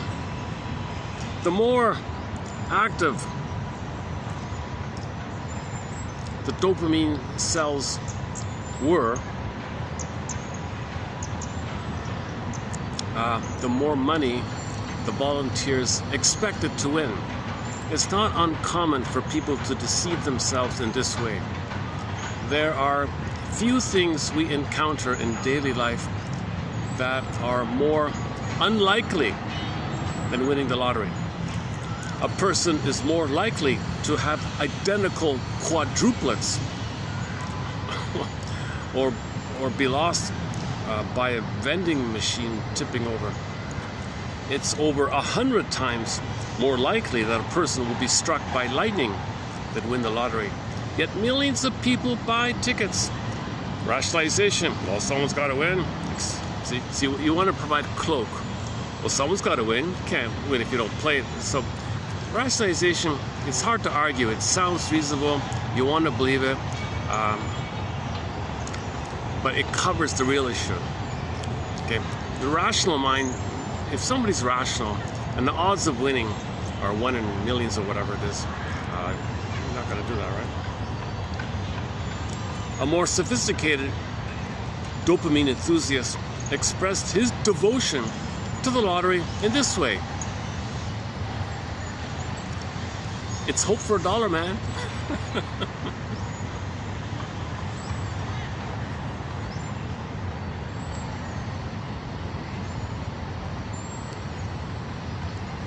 So obviously, if you're buying lottery tickets, there's a dopamine element to it, right? You're gonna go to the shop, give me that ticket there. Here's your money. I got the ticket. Hope. It's hope for $1 or whatever it is, right? Reality, you want the excitement of the pursuit, and you're waiting, suspense. So you're getting these chemicals. Disappointed. But you blipped up the happy chemicals with the hope and the fantasy. What if I win? Could be me. You never know. You got all these fantasies. Fantasies blip up some good chemistry over the pain. Pay $1, you do it again. And then maybe after a while, you want more. So give me the $2 ticket. Give me 2 tickets. You gotta get more. So you get into this kind of loop like that. Video games are more complex than slot machines. So there are more opportunities for programmers to bake in features that trigger dopamine release in order to make it hard to stop. Video games immerse us in a world where our fantasies can come true, where reality, shunning dopamine, can bask in endless possibilities. We can explore environments that constantly change. I didn't include it because he describes the video games. You go down to another world, another time, or go to another place, and you get this little key, and you go to another place, and you fly to another planet. And you have the endless possibilities with these games like that, and it's built in to give you prize, chase, collect coins, so you can get another key, and all these activities like that. It's all dopamine like this. Dopamania.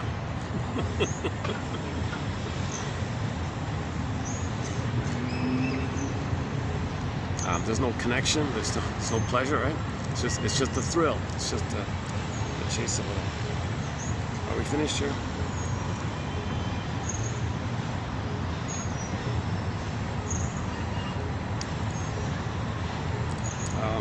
Okay. One last one here. I forgot what this was about. Okay, some billionaire was being interviewed on a TV show or something. And they reported that this billionaire person was some kind of addict or something. He said, "Oh, don't admire us in our lifestyle like that. You think we're having fun or something? You got to be kidding. There's no enjoyment in all this, with all these quote-unquote parties, or whatever. It's only about relieving the pain. People have this mistaken notion that you can be happy. What you're really getting is relief. from the depression. So there's an underlying depression, but these activities, it's to escape from the depression. This manic dopamine stuff. So apparently this person was saying, all you people out there with TV land, you think the 1% is happy. No, we're not happy. We're like dopamine. We're like that guy in the Twilight Zone. Just chase ennui, dopamine. There's no pleasure. You just want more. That's the only emotion we can have is more. It's exciting and schadenfreude, the pleasure of envy, of seeing others damaged, because we feel better at the expense of others. So that's our identity. So so in the TV show called Stony Brook, there was one guy was being scapegoated. This Asperger's kid was being painted in a negative way to make someone else look better. And the Asperger's kid, Jody, said, why is the bully doing this? Some people need to find ways to feel better about themselves. So back to the Twilight Zone. He likes to destroy other people in his rating, and he feels better about himself. It's by comparison. He feels superior. That's his identity. And his unloved self could be on the one he's ashamed. Faustian deal. He doesn't want to feel the inner shame. Other people can be placed in the shame place to make him unaware that he feels under shame. Compensation, superiority complex. The superiority complex is there because of the inferiority complex. It's a flipping thing. It's a compensation theory. So he's got to feel superior to not feel inferior, find others to play him to feel inferior, make it happen, and then feel superior. His mother was superior, and as a baby he was inferior. He's just recreating this painful thing that mother was one up, and baby was one down, baby was passive, mother was actor. You're just replaying this painful interaction. Yeah, okay, I forgot about this. So this person said, according to this, that you see these luxurious parties and mansions or whatever, but they're all, it's just pain relief or whatever they're doing.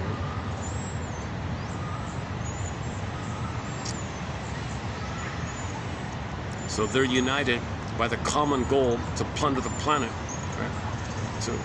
To use their words, to rape the planet. That's what they're united. They're united. What keeps them together is the common hate that others can stand in for their unloved self, and they feel superior to see others in a down kind of place. So this is the problem when mothers fail the baby. You see, when mothers fail the baby. But when mothers fail the baby, the mother's trying to understand that she had been failed by her mother, but she doesn't know it. So she fails the baby in an attempt for her to make the inference that she was failed. She doesn't remember, so she does it so she can, in her attempt to know that's what happened to her. She does to the child what happened to her in her attempt to know what happened to her. Called repetition compulsion. She's trying to remember. We repeat because we don't remember. When you finally remember, you have a feeling, you tear, you're weeping, any kind of feeling, you won't do it anymore. The resistance to feeling. I found a song this morning. I was thinking about playing it, I'm not sure. I found a song this morning about, I don't know much about the pagan community and all that, but apparently, according to the song, there was a real focus on valuing the feeling, coming from the feeling self. And the song was about when the plunder system started in. You can't have feelings. Anybody who had feelings, okay, they got rid of them. And he said the Pope guy, Inquisition, feelings, get rid of them. And then, according to the song, 9 million people were murdered because they had feelings. Feelings interrupt the plunder. So when the plunder system kicked in, you can't have feelings. So you had the songs about, women who would, in secret, do rituals and songs and, praise symbols of the feminine element, the feminine principle. So they would just do little dances and study herbs and nature, just value the feminine, value feelings. So they studied herbs and all that. Wait a minute, you mean they value feelings? We can't plunder the planet with feelings. Feelings interrupt it. We're in a manic, panic dopamine. We can't love, we can't have pleasure, we can't feel. We gotta go more. So these people say, no, let's have serotonin and oxytocin. No, we got too much dopamine. You're interrupting my dopamine. I can't enjoy. Like the belligerent guy in the Twilight Zone. He couldn't enjoy, he couldn't love.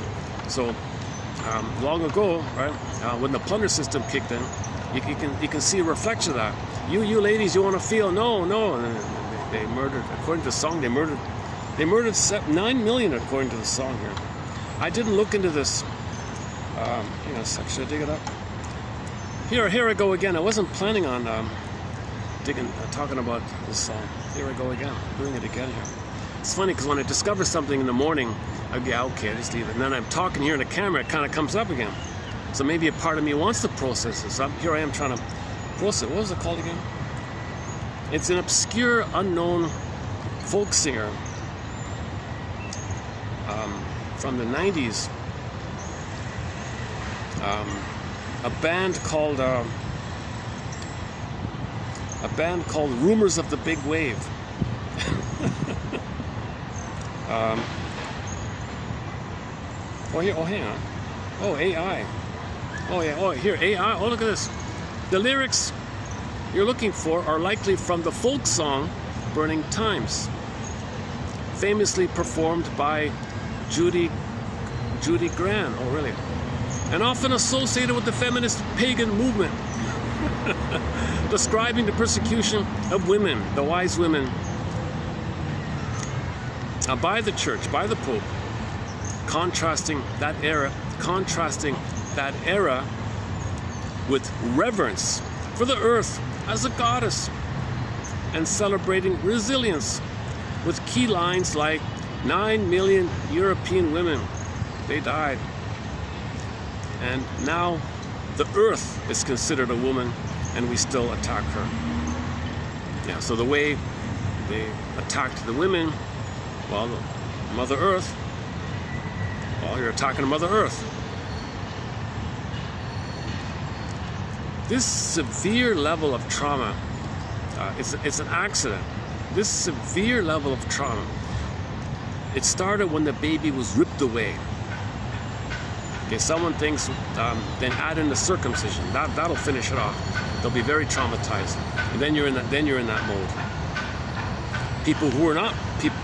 Babies who were not given weaning trauma, attachment trauma, relational trauma, birth trauma, relational trauma, strain trauma, ambient. Babies who were loved, they have the feeling so. No circumcision for the babies in the pagan community, right? So they still have the feelings. But I guess somewhere else, I don't know what started this, but there was a greater confusion or panic to plunder, so they suffered the children. Remove the baby, that'll do it. Hormones go away. At the moment of birth, mother produces hormones for the attachment. If you remove the baby, it goes away. Babies return, they can't bond. Or you really want to make sure they don't bond? Give them the CIRC trauma. This barbaric, savage, the kid screaming and bleeding for 30 minutes, then he'll never trust the mother. Bond broken. Then you created a quote-unquote flying monkey, because you need people to plunder. So these people plunder. So that's the short seller. The cloak, or the Trojan horse, is the promise. So religion is like a front for the plundering, or a Trojan horse for the plundering, or a sales arm of the plundering, or a tool of the plundering, right? So in the song it said, yeah, when this happened, the religion said, we got to plunder. In the service of plunder, in the name of plunder and pillage, we can't have feelings. So they got the famous witch hunt thing, right? They weren't witches, they're just women who liked herbs. They're women who sang songs and stuff like that. They're women who didn't want to be treated so badly, whatever. They want to be treated like things, they want to be treated like human beings, that's all it was. So they had herbs, they studied herbs, spent time in nature. What do you mean they're a witch? What the hell are you talking about? It'd be like saying if a woman wrote poetry, she's a witch. Come on, something like that. It's so absurd. Hang on a sec. Okay, hear the lyrics. Hear the lyrics. The song's average. It's very average, but apparently it's a big hit. In the cool of the evening, they used to gather beneath the stars in the meadow, circled near that nice old tree. At the times appointed by the seasons of the earth and the phases of the moon. Right? Lunar calendar, right? Winter solstice, summer solstice. And in these gatherings, the wisest women of the women would be there. She was equal to us, but we respected her immensely. She was our wise woman. She was a healer. She was a teacher. She was a storyteller. And we gained the knowledge. We learned about herbs to heal our bodies. Some kind of chanting and singing to make us feel better kind of thing. Gives us hope. We would sing songs about mythological characters that symbolize the value of the feminine. So they would sing songs to people like Demeter and Diana and Inanna and Astariade and so on. Right? Yeah, verse 2. There were those who came to power through domination, now the plunder system, enter the plunder system. And these plunderers, these pillagers, bonded in the worship of a dead man on a cross. They sought control over the common people by demanding allegiance to the Church of Rome, and the Pope declared an inquisition. It was war against the women whose power they feared.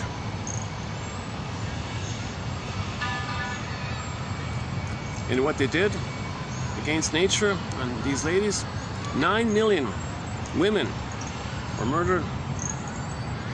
And the tale is told by those, and the tale is told of those who, by the hundreds, holding together close, chose. Oh, I see. Oh, some of the ladies, instead of being burned, or they went into the water. Is that right? While chanting. Oh, I see. So you got these angry characters murdering these women. Some of them chose to just go in the water, and while they're going in the ocean, they're singing these songs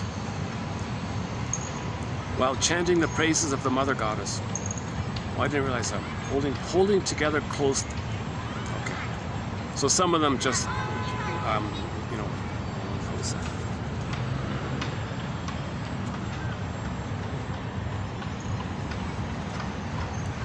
Is it verse 3, right? Verse 3. And now the earth is considered a wise woman, quote unquote a witch. And the men still attack her. Plundering, attacking her, raping her, stripping her, with mining and the poisons. But still to us, the earth is a healer. The earth is a healer. She's a teacher and our mother, Mother Earth.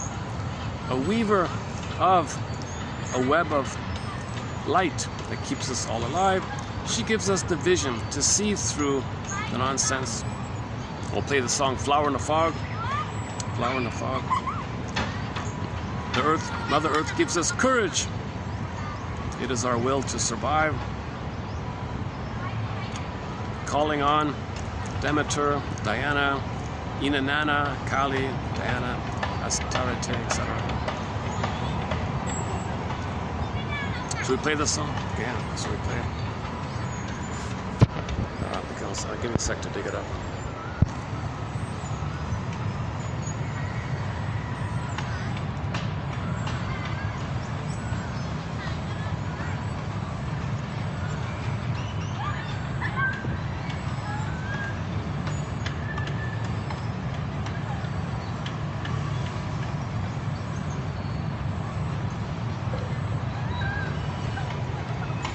Okay, so here's the so-called pagan song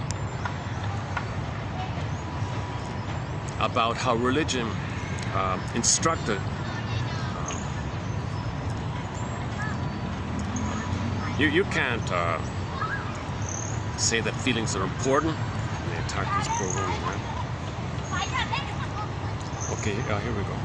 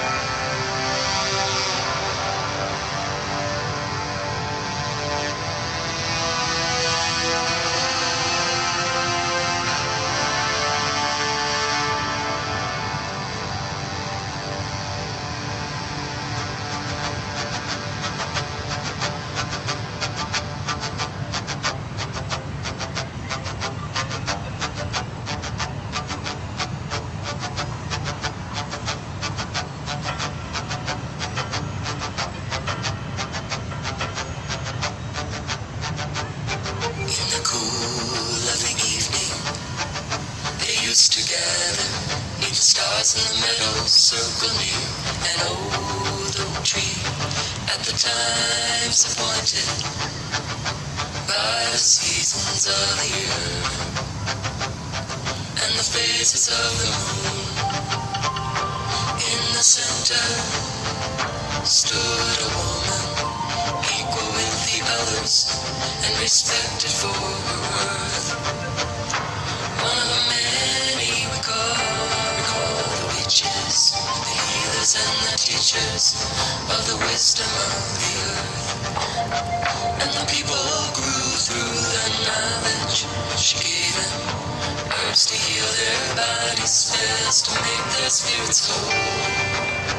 Can't you hear them chanting, healing incantations, calling forth the wise ones, celebrating in dance and song? Isis Satayana, Hekadidamita Kali, Inanna. Isis Satayana, Hekadidamita Kali, Inanna.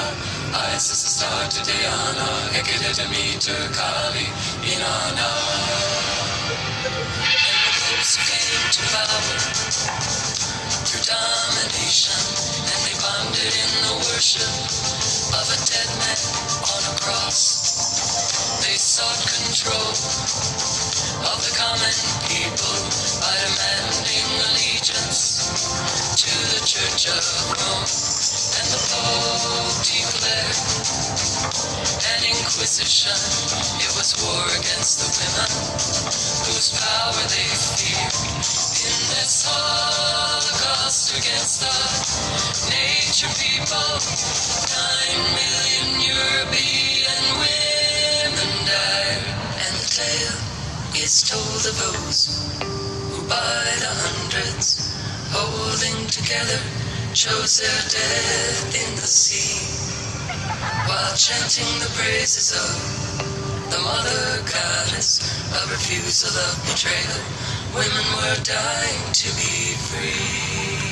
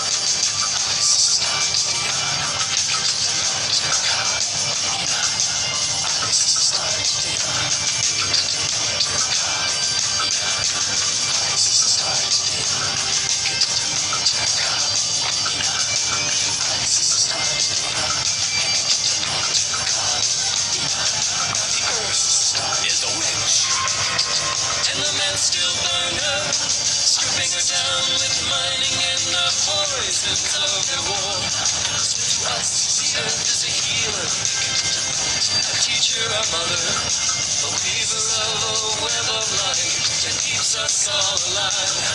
She gives us the vision to see through the chaos. She gives us the courage. It is our will to survive.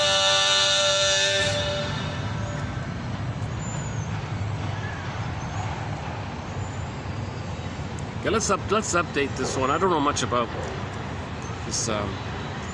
We do have one quote about the pagan earlier that that they were more loving towards the children. They were more peaceful people. They were more loving, peaceful people. Back to the quote in this batch here, the first one referencing Helen Fisher. I forgot something. The reason the Playgirls and the Playboys, a book, if somebody falls for a playboy or a playgirl, they're in dopamine all the time, right? But the person who fell, they might be connecting to them, but the dopamine ones don't connect. Yeah? So they just want more. Next. When they got the one, they're probably thinking about the next one. So the Don Juan allures in a lady or something, he's already got the next one in mind, kind of thing. So he doesn't connect. He's not in the present. He's just more, like the guy in the Twilight Zone. But if the lady on her end, feels some connection, oxytocin, pleasure, and bonding, she's going to be in a lot of pain because she's trying to connect. Now, the girl who falls for the playboy, she's replaying her original attempt to connect with the mother and the pain of mother pulling away the nipple, weaning trauma. Now, the playboy identifies with the weaning breast and weans away. Somebody who wants to connect, they wean away. So mother pulled away the nipple, they pulled themselves away. Kind of like. Right. So the woman had a hope with her mother, it fell. The only way to be attracted to someone is to find someone who will fail you. Be attracted to them because they're going to fail you. So you repeat your original hope and the failure. A great hope fell.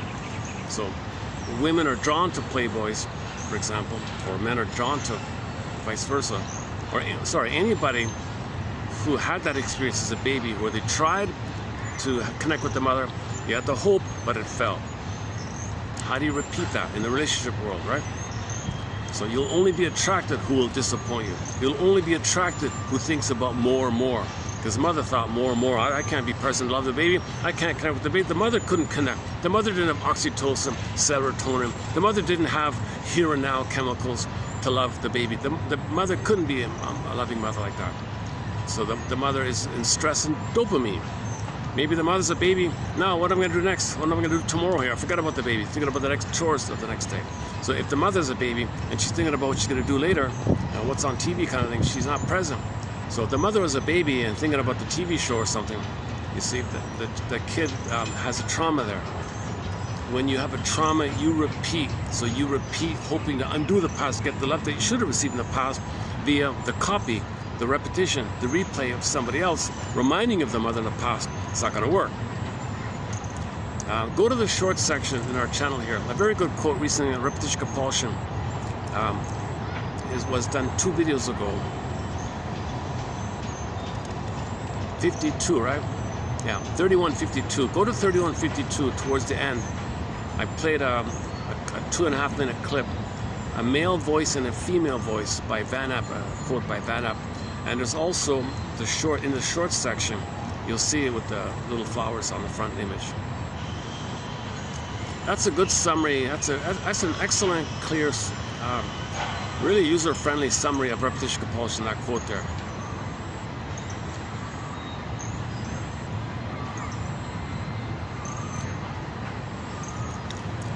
They said this song was done by somebody famous, right? Should we try it again? Let's. Well, Judy Grant. Let's look this one up here. Judy Grant. Wait a second. I'm not familiar with this stuff here. Judy, what is it? Judy, who is she? Judy, Grant. H&N. Who's she? Never even heard of her. Judy Grant. Who's this?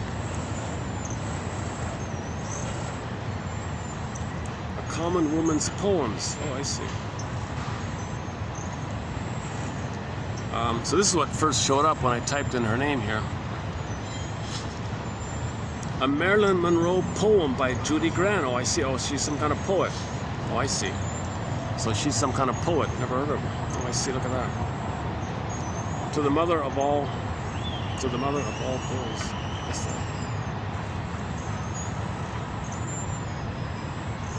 So do you mean she sang the song? Is she a singer? Is that what it is?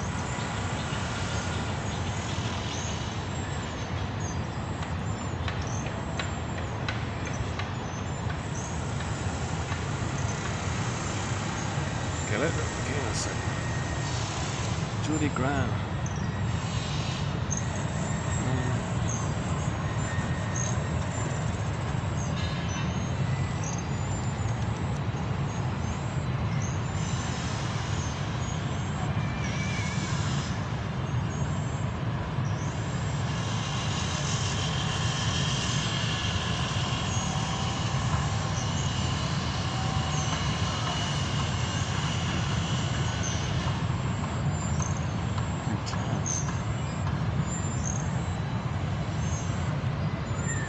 No, it's not showing up here.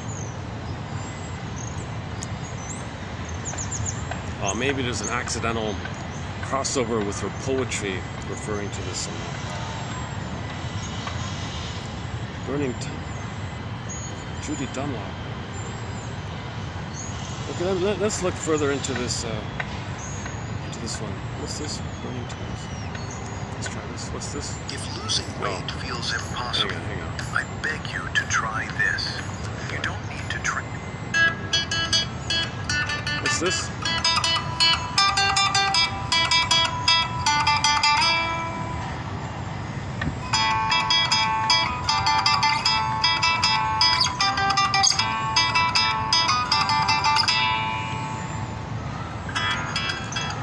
Oh, this is some kid's song. Oh, okay, never mind. Okay, forget it. Okay, never mind.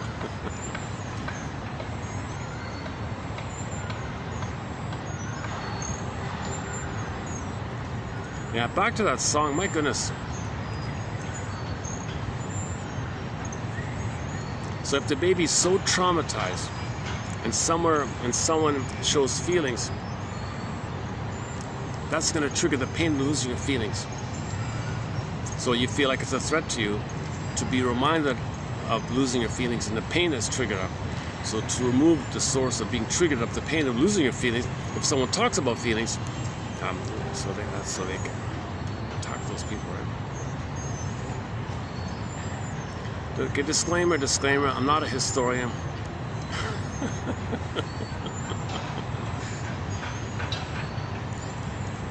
Maybe today I'll today's a lighter load on the quotes. I only have this one here today. But the past couple of videos have been pretty strong. Some of my better videos lately, yesterday and the one before, were pretty good. I thought those are two good videos, I thought. Today I'm I'm not as energized today. Okay, 3154, right? Why don't we do that one again about the Van Epp one? This is such a good quote. Let's redo it again. Okay, this is one I was mentioning. You are prone to recreate the dynamics of an unresolved relationship where your needs were not fulfilled. Right? Unfinished business. You can't have your identity and your feelings if your needs for safety with the mother were not met. Repetition compulsion.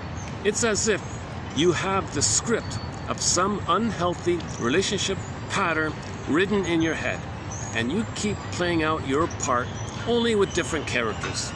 Okay, play the song, same script, different cast by Whitney Houston and another one, a duet. Some refer to this as a self-fulfilling prophecy. The old storyline keeps repeating and culminating in the same destructive ending. Naturally, you are shocked each time this happens, as if you never saw it coming. You promise yourself you will never get involved in this type of relationship again, only to arrange a new cast with the same old script. You ask yourself, why do I engage in such self-defeating behaviors? Why do I keep choosing the same type of partner? Why do I get bored with the good partners and feel so mesmerized by the bad? That's mesmerized, that's the dopamine. The good, no, you don't have oxytocin for the good, for the healthy. The answer to your perplexing quandary is that your unconscious desire to change the ending of the original relationship drives this recasting phenomenon. Yeah, the pain compels it. The pain drives it. You want to get out of the pain, so you want to get a better outcome. The pain, the dopamine, the pain means dopamine. I mean, because there's lots of pain, there's going to be lots of dopamine. Because of the pain, you need the dopamine to chase for a similar mother. That's what's driving us. Dopamania. You have never grieved the wounds of that disheartening relationship, nor accepted the losses of your unmet needs. Repetition compulsion is a defense mechanism used to avoid dealing with the grieving process. No one can change the past, yet repetition compulsion is an unhealthy attempt to do just that. Yeah, that's a good one, right? No one can change the past, yet repetition compulsion is an unhealthy attempt to do just that. I'm not making sense. How do you change the past? That part of the brain doesn't know time. There's only that time. It wants mother's love. That's changing the past. But that part of the brain doesn't know time. But there is time. Repetition compulsion, trying to change the past. So you can connect with the mother and resume the developmental process whereby you have your feeling self and the golden ball and your identity and your authentic self and the real self, the capacity of the real self, and you feel real and alive in the present. And then you have oxytocin and serotonin to love and have pleasure and enjoy the present in the here and now. That's why you're repeating to get that. You relive the pain of your past once again, all the while hoping to bring closure to some unfinished phantom relationship. Phantom relationship. You think it's still there, right? All right, the phantom relationship. You think it's still there, right? That's Lloyd DeMoss theory about the phantom breast in the sky, right? Let's not do it. Let's not do this here. All right, significant relationships from your childhood that didn't meet your needs cannot be changed. The effects of those relationships, however, can be. You would change the effects. So when you consent that it happened, that means you lay the ghost to rest. The ghost means you're not on the right path. You're not being yourself. The ghost reflects that you're not being real to you. The ghost is there. If you're going to be real now, real self-activation, making choices with this now sense of, oh, it's okay to do so, the ghost is laid to rest. The effects of those relationships, however, can be. It's over and done until you recognize and grieve the loss. This loss. It'll drive you to reenact the script over and over with the hopes that the story will finally have a happy ending. Yeah, that's a great quote, I think. Go to 3152, the first one there by Van Epp. We got a lot of great quotes on repetition compulsion. It's a major chapter in our collection here. Repetition compulsion. Oh, hang on a sec. What's these ones? Oh, okay, here's some more. Oh, I missed these ones. Oh, hang on. Okay, let's do some more about dopamine. Yeah, hang on.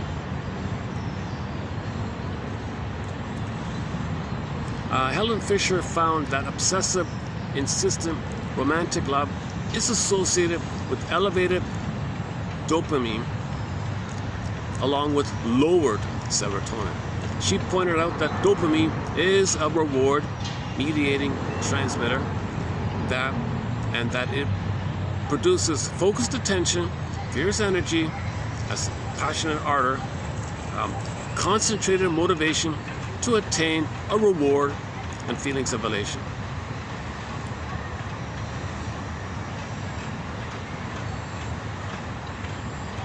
Because of its role in seeking, however, dopamine activity may underlie the excitatory enjoyment of the French.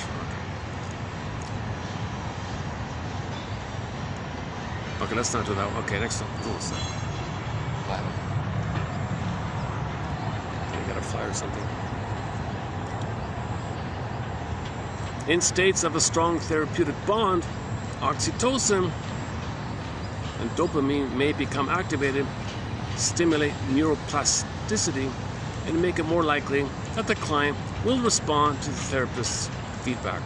Yeah, if you connect with the therapist, all right.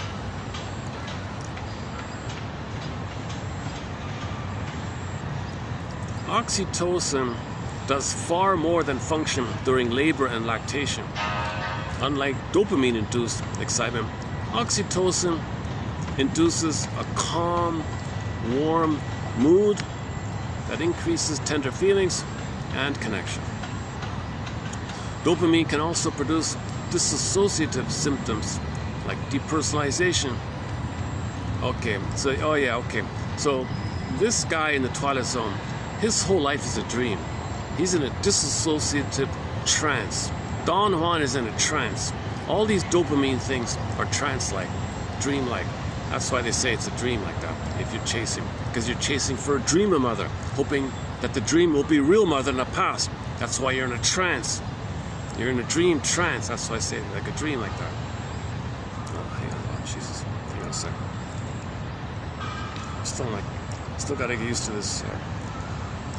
This phone keeps shrinking and increasing and flipping. I don't like. Oh boy, oh, it's too small. Hold on a second.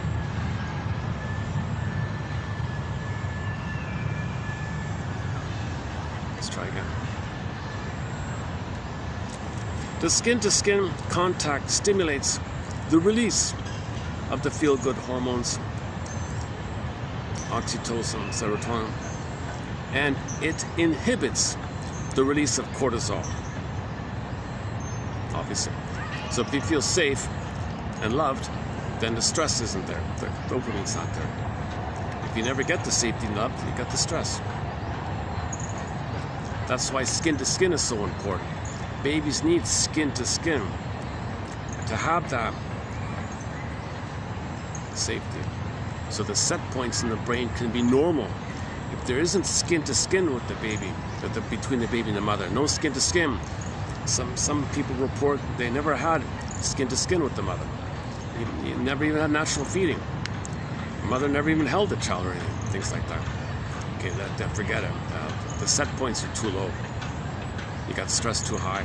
That person might become too in a trance-like, dream-like chase for what was missing, for the happy ending. We feel better when connected. Our brains produce dopamine and oxytocin when we share meaningful social experiences. Okay, so if you're connected, there'll be healthy dopamine to do things together. Let's play badminton together. Dopamine is as often a dream destroyer as it is a dream creator. All right. The come down periods after the dopamine, sometimes called the dopamine dumps. Oh, okay.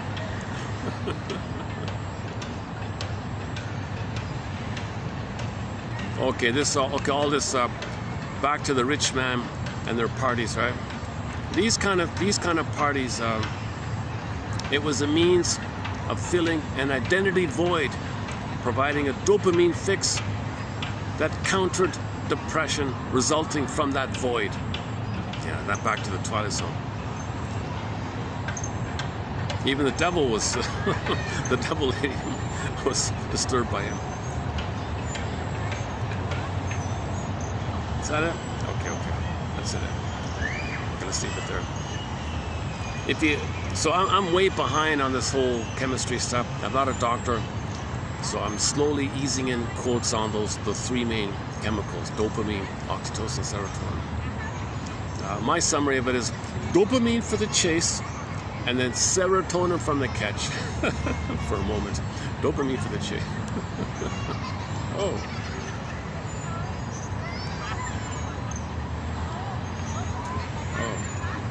I can't show it to you, but there's a. Oh, I see. The teacher There's a school near here. I think the teacher took her students. They look like high school students, and she's going to do some kind of a group. It looks like I'm not sure what she's doing. She's going to do some kind of a exercise, experiential kind of learning exercise.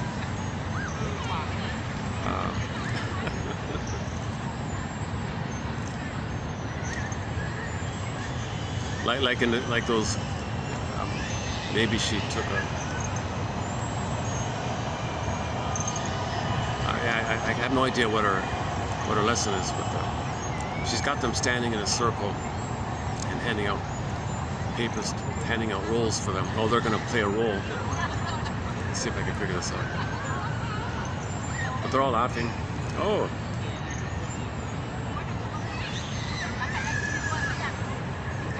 Oh, they're creating some kind of message. Oh, I see. They're standing in a circle. We're all holding paper with words on it. And if you film it in a circle, it spells out a sentence.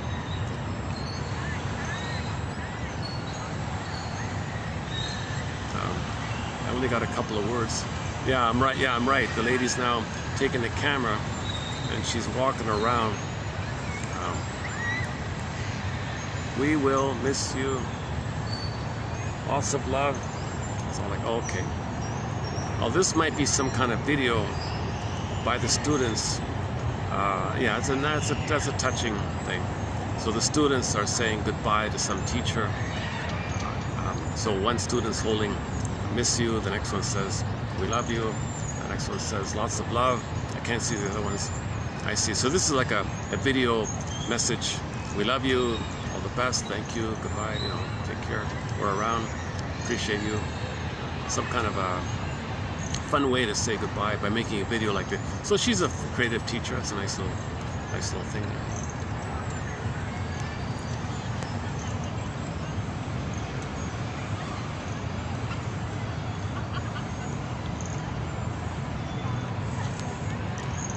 Yeah, see, they're enjoying contributing to creating this send-off message.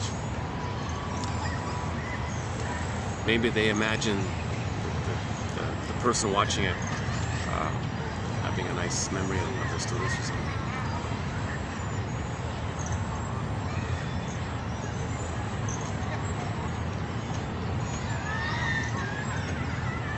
You know, the teacher receiving this send-off video, she'll treasure that for her whole life. She'll always have that. That's a nice memory. Okay, where are we here?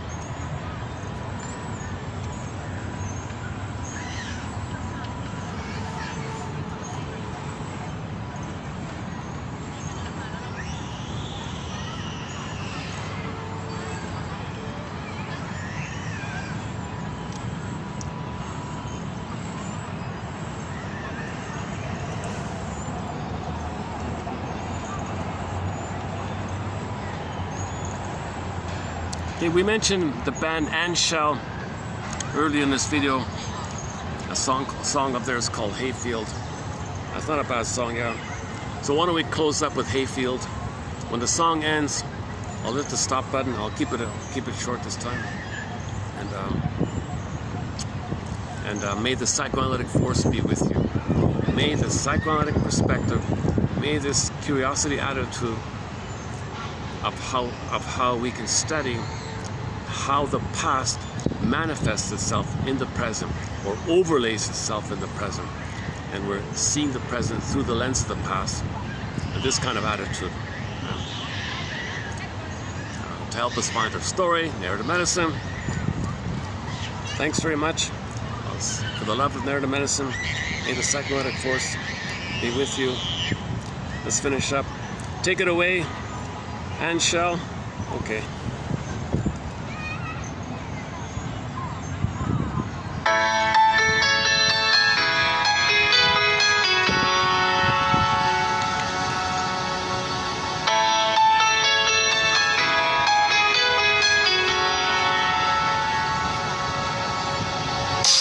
Waves of sorrows are crashing down on me. They pull me deep down to the ground.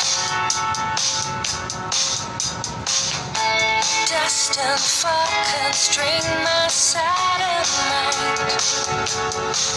Oh, how I'm stuck when my spirit and mind are bound. Bring me to the hayfield, to the place where I belong. Years have passed, tears were lost. All that's left is eternal trust. Bring me back where I belong.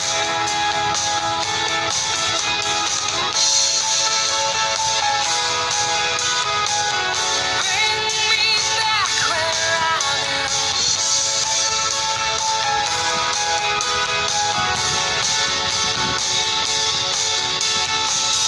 One place on earth relieves my teariness. The home and anchor for my soul. When light and hope are gone entirely,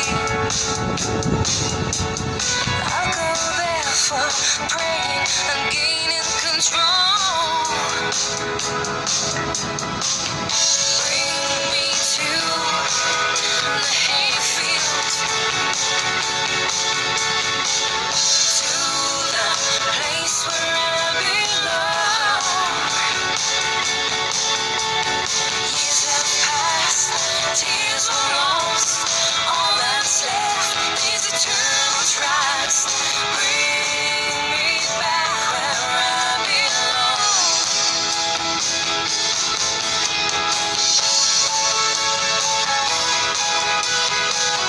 Bring me back where I belong.